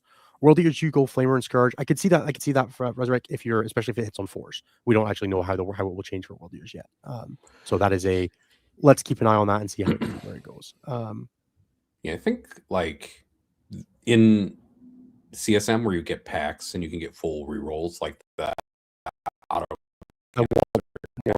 because and more shots, you get dev wounds on that auto cannon might be interesting, but I don't think it's worth it necessarily. I think like in EC you definitely take strength 12, which is the strength profile. You just want las cannons and you want the Ectoplasma Destructor. Yeah, and you're taking it because you're also going to hit most targets when you're first initially shooting them on 2s, right? Yeah, so you're also once you're not hitting on 2s, you're probably Coterie pledged out your mind, right? Yep. So you're rerolling ones to hit and wound and things like that. I think there is a world there you could potentially make the argument that the autocannon is interesting in that context because it will get the crit 5s eventually. But I think if you're playing towards that, you are gaslighting yourself, and that you should not be leaning towards the end game. This is your initiator piece to help your Demon Princes play the late game. I think Death Guard, you're running this in either Virulent or in Hammer because stripping cover is really solid there. It benefits a ton from the Lord of Virulence buff. And also, my favorite thing is this is disgusting with Mortarion because the shoot back is crazy work. It's 2-up, just shoot back, full activation, which is really, really scary for a lot of armies. I think this is going to be super cool in Hammer. I think it plays really well with the Lord of Virulence. I think it plays really well with Virulent Victorum. And obviously, a lot of these guns love the +1 AP and -1 toughness. Dropping things to toughness 11, so you wound it on 3s and stuff like that. Like, it's kind of crazy. That's where you might actually even take the battle cannon for the volume at that point because your AP2 on a bunch of things is effectively... Yeah, I still think you would probably play the plasma just because AP4 is really good as well. And it's better with the shoot back and stuff like that from stuff that's not within Mortarion range. It also benefits a ton from like reactive moving and fighting on death with Mortarion, right, in combat. Like, just here, take 5 attacks on the big thing. Notably as well, by the way, you guys might not have caught this as well. This does degrade at 6, but it's at 6. Like, most of the time you're getting shot, you're not dropping from 18 wounds to 6. Like, the shoot back from Mortarion is going to be crazy. I think that's a really, really important piece that I really like. Deadly Demise D6 on this is a little bit of a bitch, but also notably, Virulent Victorum does have an auto explode stratagem, which this will adore. Yep. Honestly, I think you fit one of these into everything except maybe Thousand Suns is like the only I'm not convinced on World Eaters yet. I will need to see how this data sheet adapts to World Eaters. I think that's a really big concern because if it's just hits on 4s and rapid fire like 1 on some guns, if it's rapid fire, like if you start sticking like rapid fire 2 on these last cannons and things like that, or rapid fire 1, like it depends what even rapid, right? Yeah, that's very true. It also, like, at that point, maybe not as much for World Eaters, but World Eaters aren't looking for a shooting platform as much as World Eaters might be looking for anything that can make them playable, right? So let's I don't want to stress too hard about that. Now, Emperor's Children, we've spoken about Thousand Suns.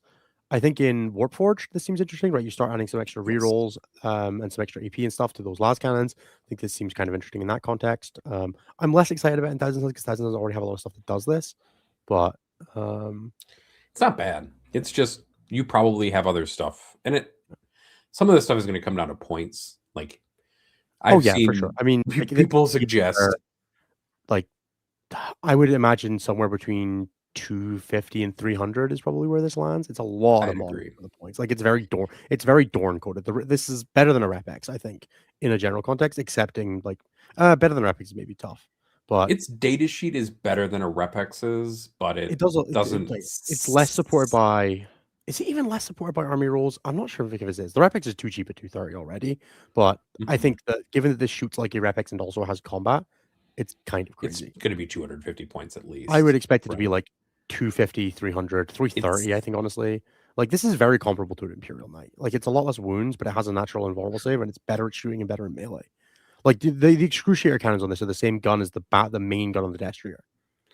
Yes. So, like, I think this thing will be probably around 250 to 300 points. There are some people who are telling me they think it'll be like 190 points, which is madness, like actual madness. Yeah, if it stays like the Defiler right now is 165 in Death Guard. If it stays at that point, I'm buying 3.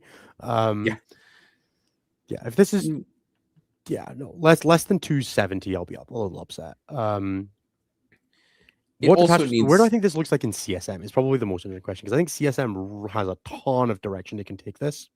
Yeah. One thing I like about this, the best way to play CSM right now is Hurons Marauders. And I don't think this does a ton in Hurons Marauders. It doesn't. It doesn't benefit from most of the stuff because if this is 165, this is better than Twinlands by like a fucking margin. This is disgusting at 165, which is what the Death Guard points are right now. Yeah, this is a Royal Dorns are 290 for context, and I think this is comparable to a Dorn. So that's fair. You know, let's go with that as a starting point. Where do I like this in Chaos Space Marines? I think in Pact-Bound Zealots, this is hilarious. It solves a lot of Pact-Bound mobility issues, but also has a huge ass base with like being within 6 of a Hellbrute and Abaddon and things like that. I think that could be really, really interesting, giving this thing crit 5 sustained lethals on the amount of volume that it has, while also having a melee profile, which is the thing that you just don't really get in Pact-Bound, while going through walls is crazy work. That's probably where I'm going to start with this. I think Renegade Raiders also really benefits from that because it also gains Assault, which is just go through walls. Soulforge Warpack can add +1 to wound to it and also reroll to hits with Tempting Addendum.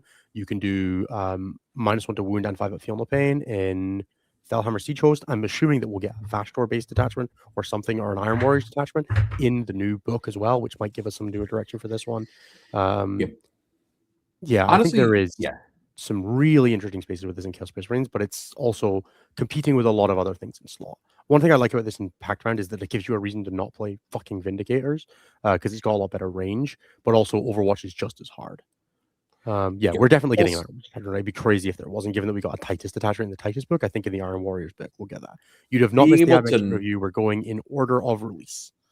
Being able to Nurgle mark it as well, and then being able to get it invincible to shooting is crazy powerful in Pact-Bound Zealots. Like if you Nurgle mark this, you can keep it so safe and just not worry about reprisal whatsoever while taking a ton of 36-inch range, strength 12 guns, and damage. Just to confirm again, we do not yet know what base size this is on. This may be on a 130, it may be on a 160. If it's on a 160, it will need to be behind the ruin to cross a 6-inch ruin wall, because it will have to go from one side of the point to the other. It would need more than 12 inches of movement if it's 160. If it is on a 130, which is the Great and Clean One base, it will be able to do that with impunity. It also notably doesn't have power. Very move blockable. Yeah, like again, all of this is you got to remember, guys, we're doing this with like incredible amounts of uncertainty. We do not know what's going on with this stuff yet. Now, one thing that you might find with the Defiler is its footprint is going to be quite big regardless of what base size it's on, and it will be vulnerable to getting shot first. That's a thing. That's a concern. That is the thing you will have to think about when you're playing this unit. But I think it's a very interesting option for probably all of them, and a very competitive option for at least 3 of them. I think Death Guard, Emperor's Children, and Chaos Space Marines are very excited about this, and World Eaters and Thousand Suns are looking questioningly at it to see if they want to play speculative. Yeah. Right. Let's jump over to the Admech. Imperial side. So I here can we have do the data sheets here for you if you'd like, but it might just the new Talia Gould, which is definitely just a Batman villain, right? This is just Talia al Ghul. It's definitely Talia al Ghul. It is. And like it matches because this is the fanatic one, right? Even more fanatical than Call. So like Call, it's 8-inch movement, T8, 2 up, 4 up, 10 wounds, 6 up leadership, OC3. Also similar to Call, reasonable in combat, although a few less attacks, 6 at 10, 2, 3, or a sweep. I mean, Call is a bunch of damage to attack, so she actually does have a fairly different offensive profile in melee. Also, good unit, good weapon. This just makes me sad about Vashtor, because Vashtor's weapon is called Vashtor's Hammer, and this is the Rod of the Warforge, which is so cool. And a Jericho class conversion resonator that has like this is Titanic and Shockwave. Iron Man, right? Yeah. And she's got 2 las cannons at 12, 3d6 plus 2, but have dev wounds. Or you can do blast sustained hits 1 at d6 plus 2 shots at hitting on 2s at 6-2-1. And then, but really we're here for clearly more of a buffing piece because of the Icon of War stuff you see at the top. So she's got Lone Up within 3 inches of an Adeptus Mechanicus unit. She can move which counts call, by the way. Ruins. Yeah. And they, oh god. And then she has the Secutor of Olympus, which is healing a vehicle, D3 plus 1. But Rod of the Warforged, which is in your command phase, you select one of the abilities. It is not. This is do 2 up D3 plus 1 and more wounds to an enemy vehicle. Oh shit! I'm sorry. She does not I misread that. Damn. Call is the healer. She's the damager. That's true. But Rod of the Warforged lets her pick one of 3 abilities. Yep. Fanatical Devotion. You select 1 Skitarii or Tulia Gould. Unit within 6 inches, and at the start until the start of your next command phase, they are eligible to shoot or declare a charge in turn in which they advance. Adaptive Tactics, same thing within 6 inches. That unit is eligible to shoot and declare a charge in a turn when it fell back. And then final one is 6 inches until the start of your next command phase. Both the Conqueror and Protector Imperative are active for that unit, so she can turn on both Doctrinas for a unit. Yeah. One thing to point out here as well. This has insane timing, which is to say that it doesn't have a timing restriction. You gain this ability, and you can at any point in your turn hand it out. So you can, or at any point in the next, like just at any time, right? Until the start of your next command phase, this model has that ability. There is no at the start of your command phase pick this thing, right? You just gain this ability. So you can like have Talia charge something, get within 6 of something that fell back, and then after she's finished her charge, point at it and say, you can fall back and charge now. You can do some really, really, really interesting stuff with this. Like there's a lot of flexibility. You can save it defensively to say, okay, did my opponent, like if you're going, if you didn't need to do it with double doctrine or anything, you can wait till your opponent charges in, and if they hit the charge, you can hand the thing they charged into -1 to hit through battle line with having both doctrines, right? There's a ton of flexibility with this. Now, if that changes, maybe, but I think it's actually kind of cool to give Admech some like intern flexibility again, because the like Admech command phase doom stack of cards is not the most interesting way to play, but like this dynamism is really interesting. Right.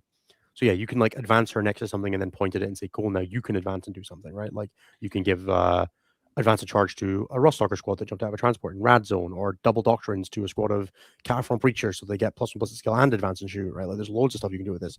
And she opened, or no, I guess you can't do the Cataphront Breacher because they're not Skitarii keyword, apologies. But Rustalkers, the new guys, right? There's a bunch of stuff that really benefits from this, and I think it's super interesting. And obviously, it is likely that it gets FAQ to be command phase. But for now, it is not. I don't think it should be. I think it's a cool ability that like gives her some interesting direction. That's not just it encourages her to go and be a bit more active. That's fair. I can see that. Yeah. So in your command phase, you select one of the abilities, and until your next command phase, the model has that ability. But then there is no restriction on these of when you use the ability, right? These 3 abilities don't say when you use them. They just say select one of it. Like you gain this ability, and then at some point, and at any point in your or your opponent's turn, you can use this ability. As I understand it, there's no requirement to make you do the thing. That is what it looks like to me as well. And yeah, it's very flexible in several detachments, and it also can affect. Yeah, I actually think it's the least interesting in Halo Screed. Like it's good in Halo Screed, right? Don't get me wrong, having a 3rd advance in charge, or being able to pick +2 move on 2 things and do this without having to spend a CP by, like doing some stuff like that, or being able to give an Iron Strider unit heavy and +1 EP, or assault, like having all the buffs on everything is super cool. But I think she's like that detachment is already so flexible that adding flexibility to it's not super impactful. But in this, like in every other detachment, like in Skitarii Hunter cohort, for example, having access to 2 places of advance and charging, that is super cool, super useful. I think she's really interesting. I think she's probably got to be like call price comparison. Call is 190, then gives you Oath. I don't think anything she does is as good as Oath. So I would expect like 160 to 180 is probably the range that we're talking about for her. And I think at that point range, she starts being quite interesting. And then we get 2 variants of these Hastari. Oh, yeah, that's actually one thing worth checking out as well. She has Supreme Commander, which means she must be your Warlord. There is a generic FAQ that if you have 2 models that have this rule, you pick one of them. So you can run her and Call in the same list. And again, hilariously, her and Call's loan ups both trigger off of any other unit within 3, which means they can loan up for each other. And then you can have, I'm assuming based on the lore that they're not, but you can have, the husband and wife walking around the table. It's true. All right, Histari. These are those new infantry guys that came out. First up is Fusiliers, I believe. Yeah, we'll talk about They're Fusiliers next first. to each other. Fusiliers are the las cannon guys. They are both profiles are 5-inch move, T4, 3-up save, 2 wounds, 5-up invuln. The Fusiliers have a Neutron Fusil, which is a 24 range. One shot, hits on 4s, 12, -3, D6 +1. And then they also have a Phosphor Blaster, which ignores cover, has an 18-inch range, 2 attacks, hitting on 4s at 5/0/1. They have 1 attack in melee combat or a power weapon on their sergeant, which is 2 at 5/2/1. And then they all have the ignore cover. Their Neutron Fusil against monster or vehicle units. Yes. Yeah.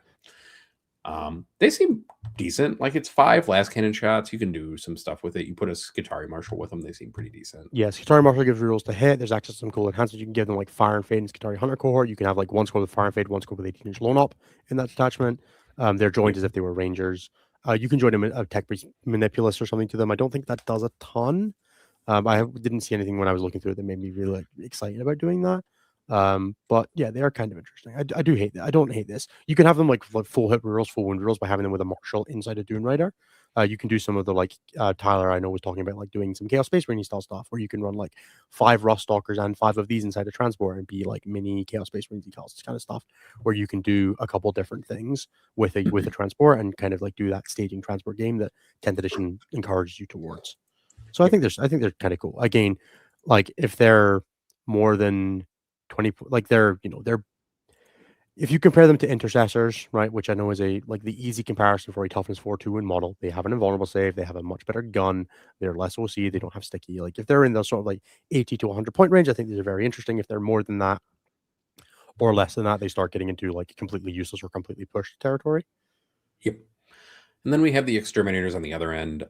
Their ability is they get sustained hits 1 when not targeting monsters and vehicles and only with the Eradication Caster. Yep. They have an Arc Blaster, which is 1 shot at 18 inches, hitting on 4s, 6/12, anti-vehicle 4-up dev wounds. And then they have a 2-mode gun, which is either Dissipated, it's notably anti-infantry 4-up for both, 30-inch range for the Dissipated, 2 shots at 5/12, or Focused, 15 inches, 2 shots at 5/2/2, hitting on 4s for both cases. I really feel like that could have just said +1 AP in half range. Yeah. Like this row here could have just said, and they gain, and if they're targeting something within half range, they get +1 AP, right? Because it already works on the Eradication Caster. I don't know why that had to be a split profile. Yeah, and I honestly am a little bit disappointed with this one because it also feels split purpose with the Arc Blasters. It just seems a little bit like this one. Yeah, I don't love this one. It's not Actually, a bad gun, but it's not a ton of volume for sustained hits profile. Like it's only 10 shots at 5/2. It's the full unit has 15 shots at damage 2, which don't get me wrong that's a lot of shots now that I say it out loud. So if they're not a ton of points, yeah. And there's also the kind of thing here where like there is an argument in here that you can look at that like, okay, they can do follow throughs from Inquisitors. You could put an Inquisitor in one of these units and stuff like that, right? Or Kyria. Yeah, so I think there's some kind of cute stuff in here. Actually, you could put Greyfax in this unit, and then they get anti-psyker 4-up as well. Go Magnus hunting. That is pretty cool. 2-up or something ridiculous like that. I do think the Exterminators are okay, but the Fusiliers are a little bit better. It feels like they have the wrong side guns, right? I think someone in chat just said that. Like the Phosphor Blaster should be on these guys, the Arc Blaster should be on these guys. But I think in the interest of like keeping points down, it's probably for the best. And then there are no particular relevance keywords besides Skitarii. And then the thing that everybody's most excited about is the Night Destria. The Night Haunts. Yeah. This head is so cool. The other one's also pretty good, but that is the better one. It looks so much cooler. This makes it look like I said this on the show last time, but it makes it look like an Infinity Blade boss to me. It does.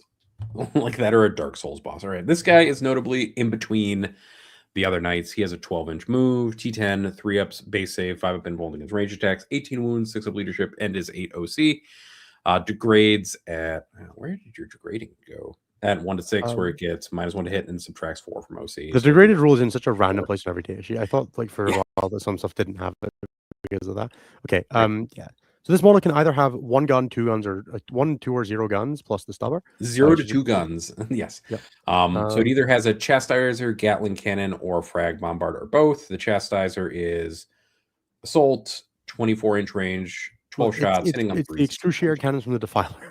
Yeah, With just assault. both of them. And then the Frag Bombard is essentially a mini version of the battle cannon that's on the bigger knights, where it's assault, blast, and rapid fire d6+3, 24-inch range, d6+3 shots, hitting on 3s at 712. And then it has a stubber that is better than other stubbers. It's rapid assault and rapid fire 3, 36 range, 6 shots, hitting on 3s at 411 for some reason. That's the same. That's what Questor stubbers do. The only thing it has different is the assault. Oh, I guess it has extra 3 shots as well. Oh, that's cool.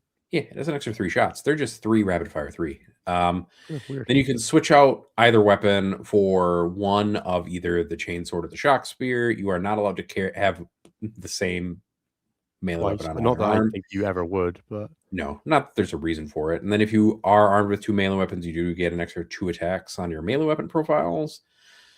The chainsword has 5 attacks on its sweep, hitting on 3s at 12, 3, D3+3, or its sweep is 10 attacks, hitting on 3s at 8, 2, 2. The Thundershock Spear has lance on both its strike and sweep profiles. It has either 4 attacks hitting on 3s at 12, 3, D3+3, or 8 hitting on 3s at 6, 3, 2. And then it has Titanic Feet, which is 4 attacks hitting on 4s at 7, 1, 2. And then it has the weirdest rule where it should have just had 14 inches of movement. I really thought this thing was going to have advance and charge baked in. I thought so too.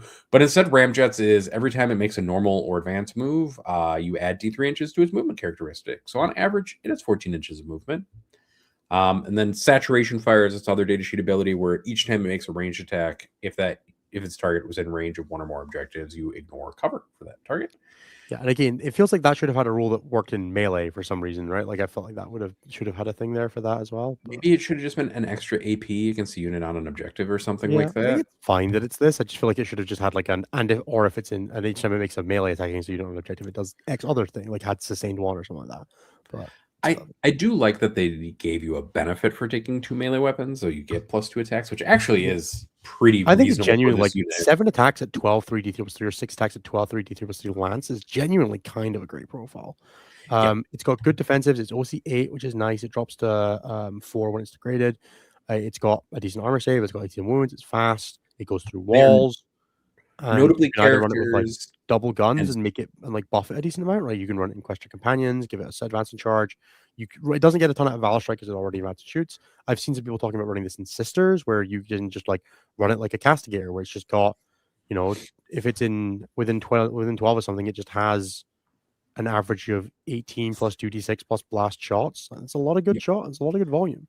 Maybe Folger would have liked this in his Imperial Agents list. Yeah, I think this is pretty good. I would expect it to be in sort of that same kind of range as is this as good as Adorn? No, so it probably can't be that expensive, but but it does have Towering, right? And Towering is a rule that just has to add a decent amount to your price point. I'd expect this to be in the sort of that 250 to 330 range, something in that kind of price point. I'd expect this to lean higher. Even though I think this is worse than a Defiler, I think it will be more expensive than a Defiler. Yeah, and this has super heavy walker, so it does go through walls, and then it does have towering, so it can shoot while being poked in and stuff like that. So it is. Yeah, this thing should be cheaper than a Defiler, but also how much more expensive going to be than an Armiger? Yeah, you have to make it more expensive enough than an Armiger that you have to make a decision instead of just taking a bunch of Destriers instead. Like, there's a world where you're fitting 3 of these and 3 bigs in a list, and that's a kind of scary world. Yeah, the Questoris companions in lists that people are throwing around, just kind of figuring with random points cost essentially is that they're taking 3 bigs and then 3 of these guys, and they're filling the role of lancers and things because they do melee pretty efficiently. You definitely can't take 8 of them because they are not battle line, Valentine. So you will be capped at 3. You can only take up to 3. If there was a gun one and a gun one and a melee one or something like that, it would be a little different. But there's one Destria data sheet. Notably, it is funny that they are not split across 2 data sheets. Normally, you'd think GW would have split the melee and the ranged one on. Yeah, I would have expected to see the Knight Destria and the Knight Glastrier and the Knight Spectrier to just steal the Pokemon names. We are still, well, you know what? There's still time left in the edition in this. Exactly. Yeah, I would. If they're 220, they're crazy good. 220 is a lot. 220 is so good. 220 would be 660 for 3 of them. You'd still have 1340 points for 3 bigs. 1340. Yeah. What's 1340 divided by 6, Nathan? Divided by 3, Nathan. Over 400 and something. 446. So you could fit Canis Rex and 2 Atropos with points for enhancements or an agent's unit. Yeah. That's a lot of beef. I would like to hope they're closer to. Again, I think these guys should be like 250, 260, and Defiler should be like 280, 300. I can see both. I can see a world where either they're roughly the same points cost at like 250 to Yeah, 200. I mean, towering does a lot, but they're less durable. They don't get their invulnerable save in melee. I just don't want these to be too cheap, but that also means I have to push the points up on Defilers respectively, right? Right. I don't know. I see these definitely just slot into competitive play quite easily as well. Yeah, I think every single one of those data sheets they previewed, except maybe the anti-infantry one for Admech, are competitively viable in some capacity. And honestly, even the anti-infantry ones, they still have once I said it out loud that they have 15 damage 2 shots in Admech, where they'll be +1 ballistic skill or +1 AP pretty consistently. I started liking them a lot more. Yeah, suddenly the like 2 shots at 15-inch range are AP3, which is actually quite a bit better. Yeah, or the fact that in Conqueror Protocol, the neutron laser ones are AP4 ignore cover. Yeah. Like, which is very good at picking up It's vehicles. And like marshals, I'm pretty sure are like dirt cheap. Yeah, they can't be that expensive. I can't imagine. Skitari Marshals, I want to say like 45, 55, 45, 50. They're 35 points. That is Jesus Christ. Jeez, yeah, I could see a world where you're just like, 3 of these with 3 marshals. Like if Yeah. they're like 90 points, 3 times 3 of this for 125 coming off of board edges and stuff is nuts. That is quite good. Dirt rate. At that point, I see no reason not to take 3 squads with each of their own Skitari Marshal. That is like absolutely mad. Yeah. God, that marshals. Yeah, 35 for full rerolls on this unit is nuts. Criminal. If these are cheap enough. So I would expect to see these on the table a decent amount. I think that seems very good. Yep. All right. Oh, and you could even give them double doctrines with goddamn Talia. So and then you get extra AP and +1 AP and assault. Yeah. And -1 to hit in combat. Yeah. They're actually not undurable either as far as like Skitari units go either. They're not T4, which fragile. Nice. They have an invulnerable save. They will not die. Like, we've all tried to kill Aspect Warriors, right? And been just like, why won't this last fucking Aspect Warrior die? Why won't this 3-up, 5-up chump die in melee combat? Why am I having to expose something real to kill this squad that just killed my Rhino? Exactly. They'll do fine. They'll do well. Let's do some questions. So we got a couple super chats during the process. So thank you to Daniel Paolini. Hello, Nathan. Been a while since I've seen you. All since I have to work Tuesday nights, but glad to see the stuff is going strong. And Dennis too. Just had to spot for the memes. Good hearing you boys. Thank you, Daniel, for the $10 donation. Or $10 super chat. All right. Donation. First question is from Kells, courtesy of Jeremy, who moved it around. Can you talk about Tau Pathfinders, please? What makes them so good? What are their uses and what tricks do they have? They are very, very, very good at standing in front of your opponent and presenting real problems without much threat back. They have Scout, they have Infiltrate. That combination is really good. They also have Moncot, advances you on turn 1, and 2 and 3, and also lethal hits. They are self-sufficient because they self-guide. They are very capable. They are good at jailing people. They're very good at pitting people into their deployment zone. They're good damage. They trigger Moncot's reroll stratagem because you'll have to kill them, and at which point they'll have full rerolls into you. You can run them with a recon drone for -2 to charge. They just do everything. They're just an incredibly efficient unit for the points. Yep.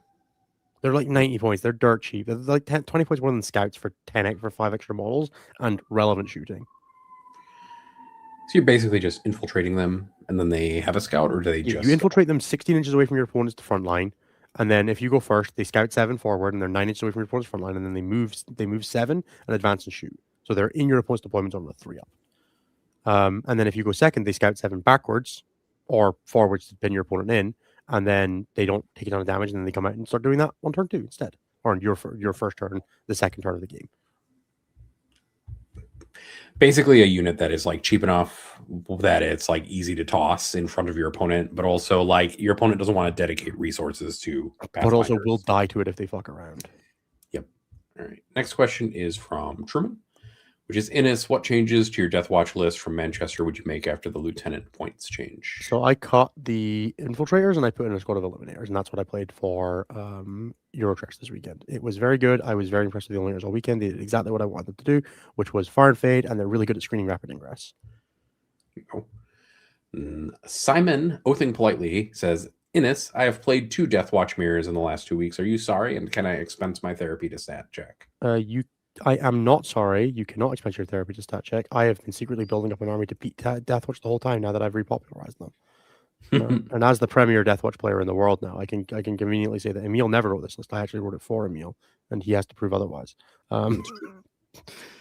It's Innis's. You should try being more list. famous if you want to be the guy that gets credit for the list nowadays. Emil definitely didn't popularize this army. I did, obviously. There you go. Gregory has the next question, which is, what does the Twin Lance exactly do to the game that makes it so strong?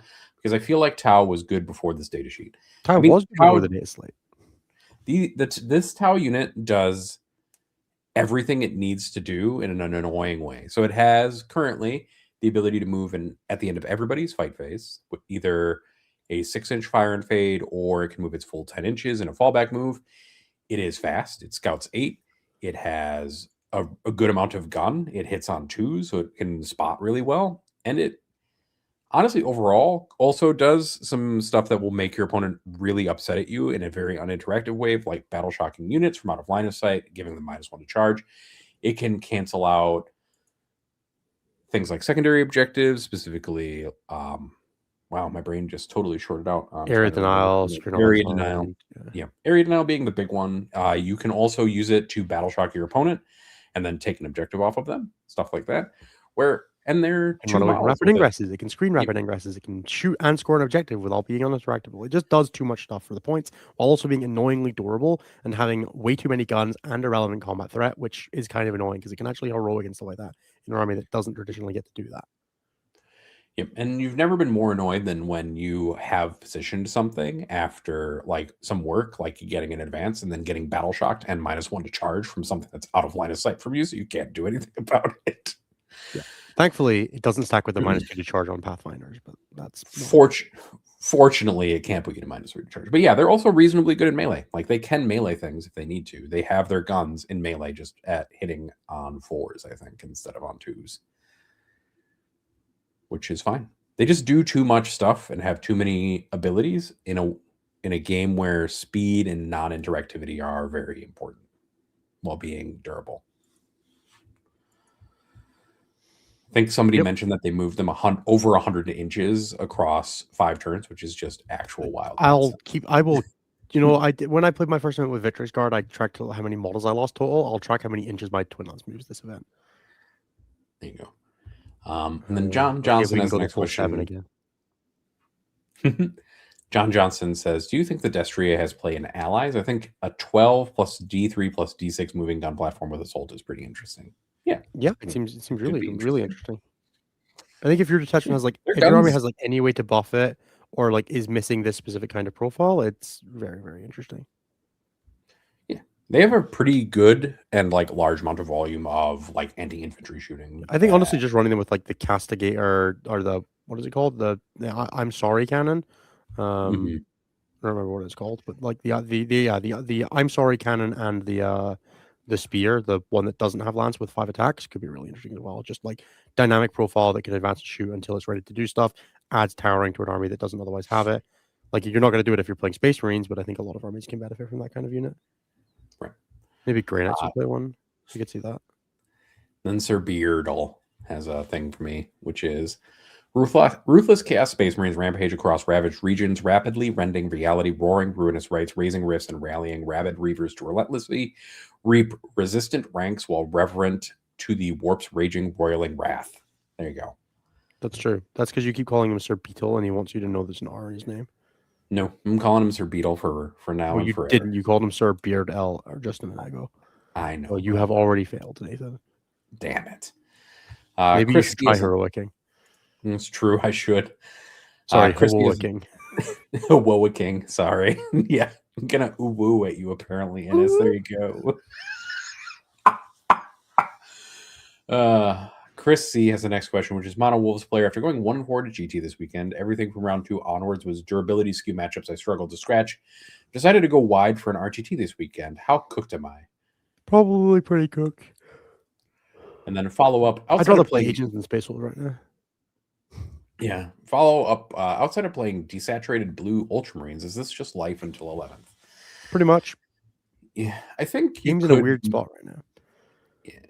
You might be able to make some play with Beast Slayer and kind of try to jam into some of the durability skew stuff a little bit.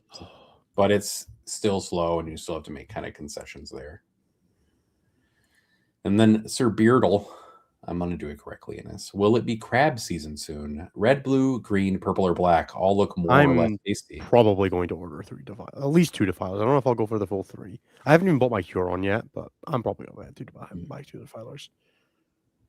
I don't think 160 millimeters is too much of a deal breaker on WTC, even now that they No, I don't think through it is. everything. I think people vastly overestimate. And also, like if you're playing on the big L's, it doesn't even matter. You can totally ruin anyway. Yep.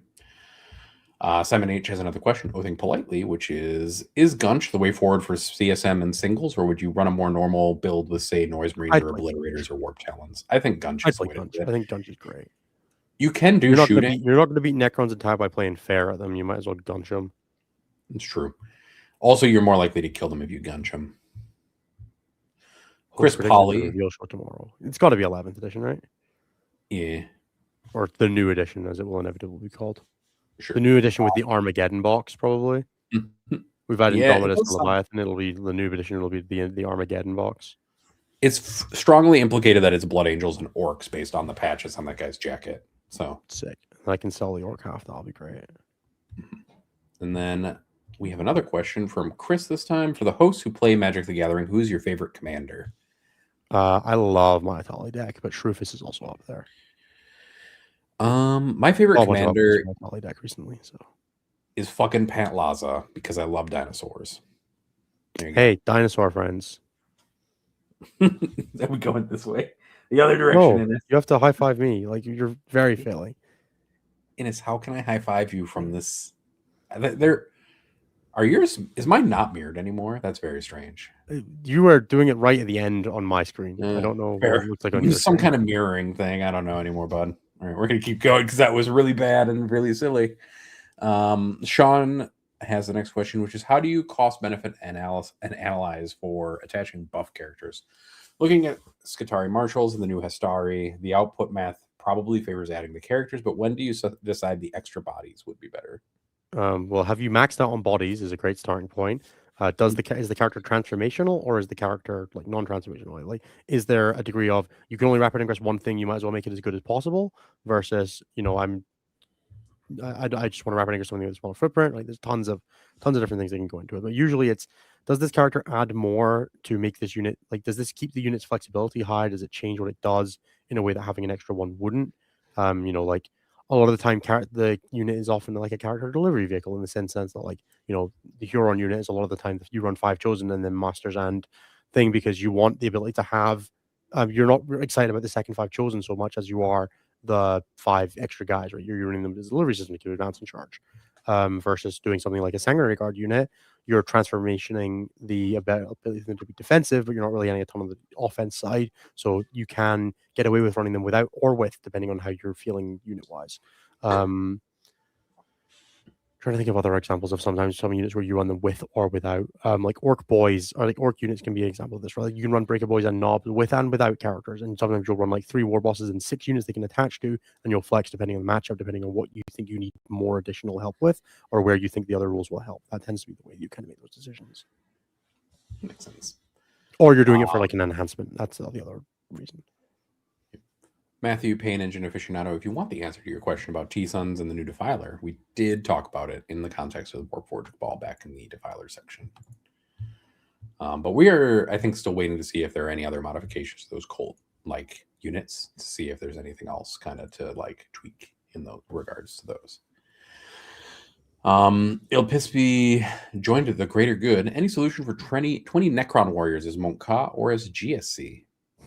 Well, as GSC, the solution is that you kill everything else and you eat around your food, and you 6-inch deep strike and you flip their objectives.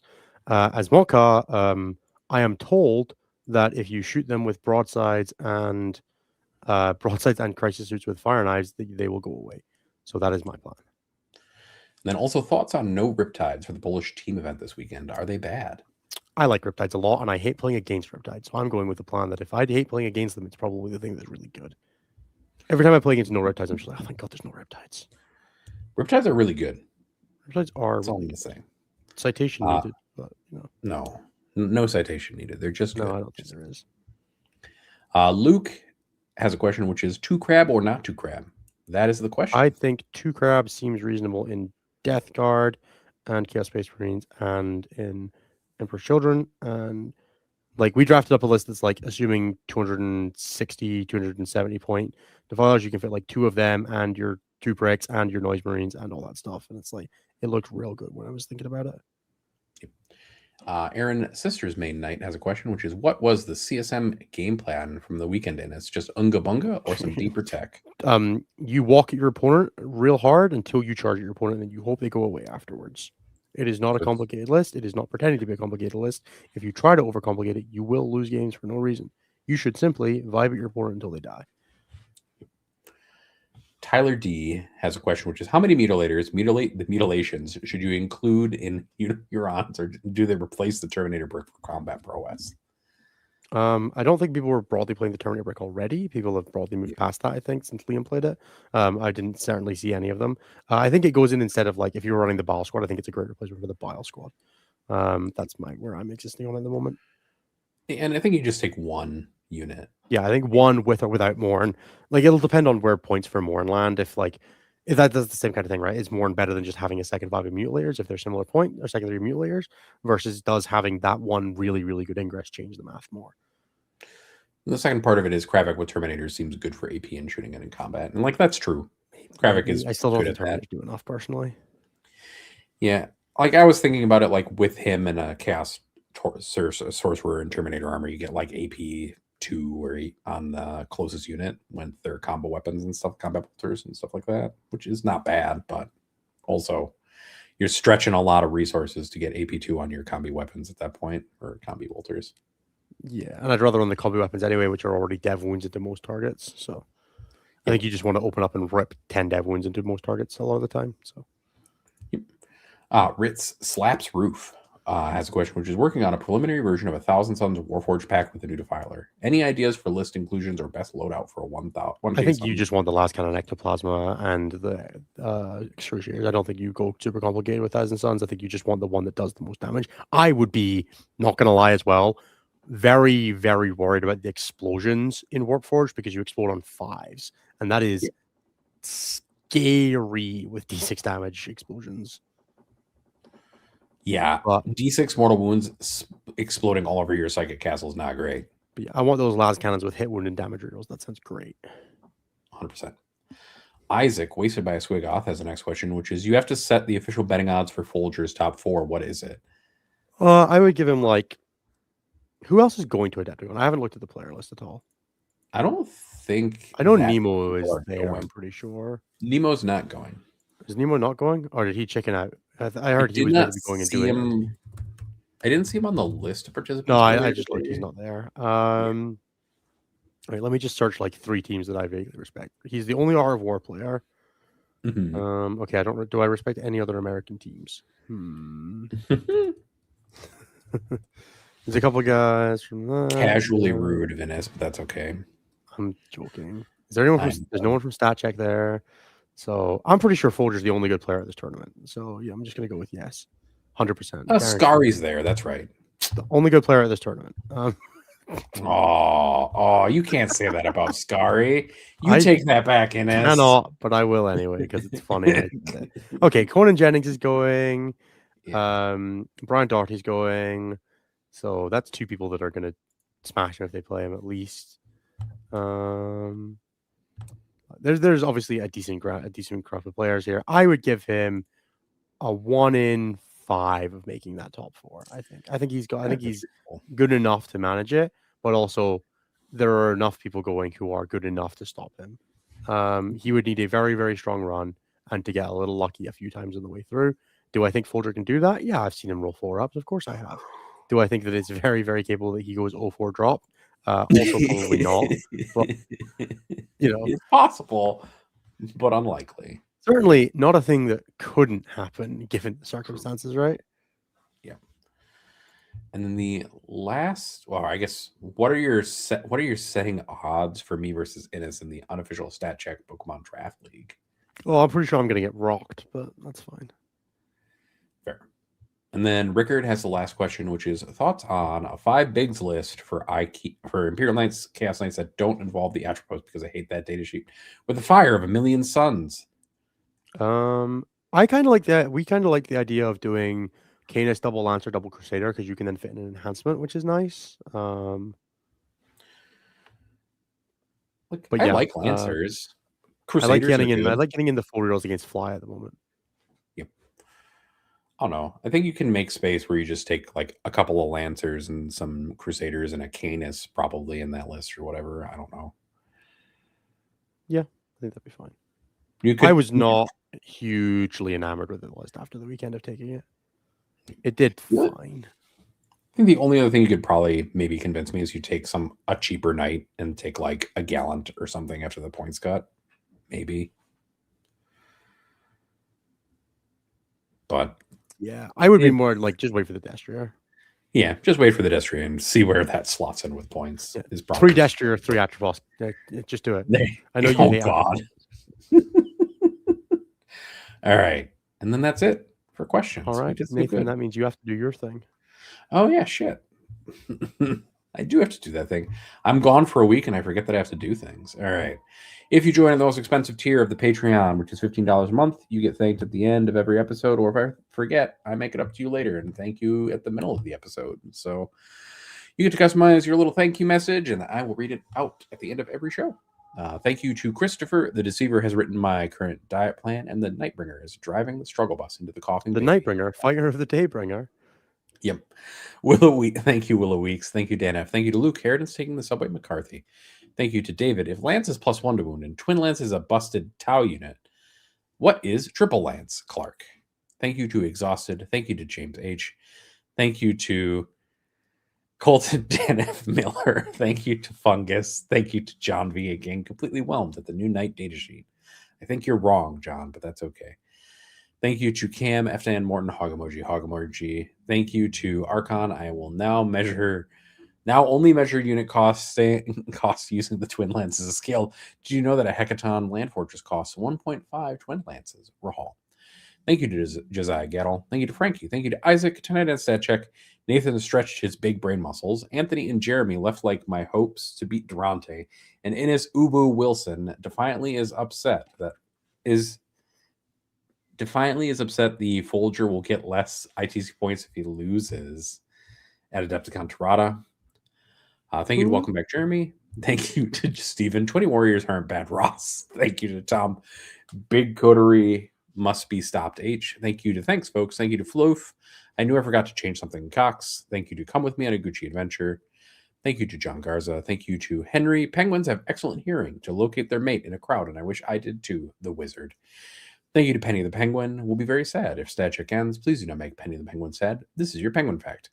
Thank you to Matthew, Paint Engine Aficionado. And thank you to Vivian. The bumblebee bat is the world's smallest bat and measures approximately 1.1 to 1.3 inches.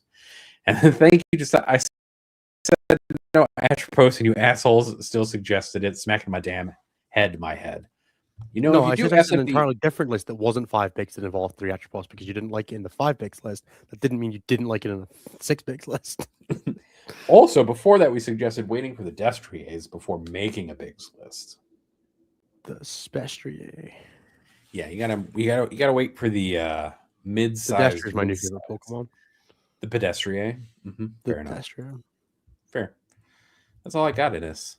I think we're free. Well, I think that's all we have to have then. So I hope everybody had a wonderful time. I hope everybody enjoyed seeing Jeremy. He has unfortunately disappeared again to get smokes. So, we'll see him again in 6 to 8 business weeks. What's a business week is? I don't know. Yeah, I love that. I mean, like, what? Is a business week is to weeks as a business days is to days, I guess. Like a week and a business week are mostly the same thing, but... We're just going to continue on with our days. Hey, look, a business week doesn't include Christmas. Let's go with that. All right. Business week skips holidays. Right? Any holiday that happens causes us to skip that week entirely. Business week, right? That's how that works. Fair. So, okay. All right. That's probably enough derangement for the week. I hope everybody had a great time. Nathan, say the thing. You're not Nos, so we can do it normally.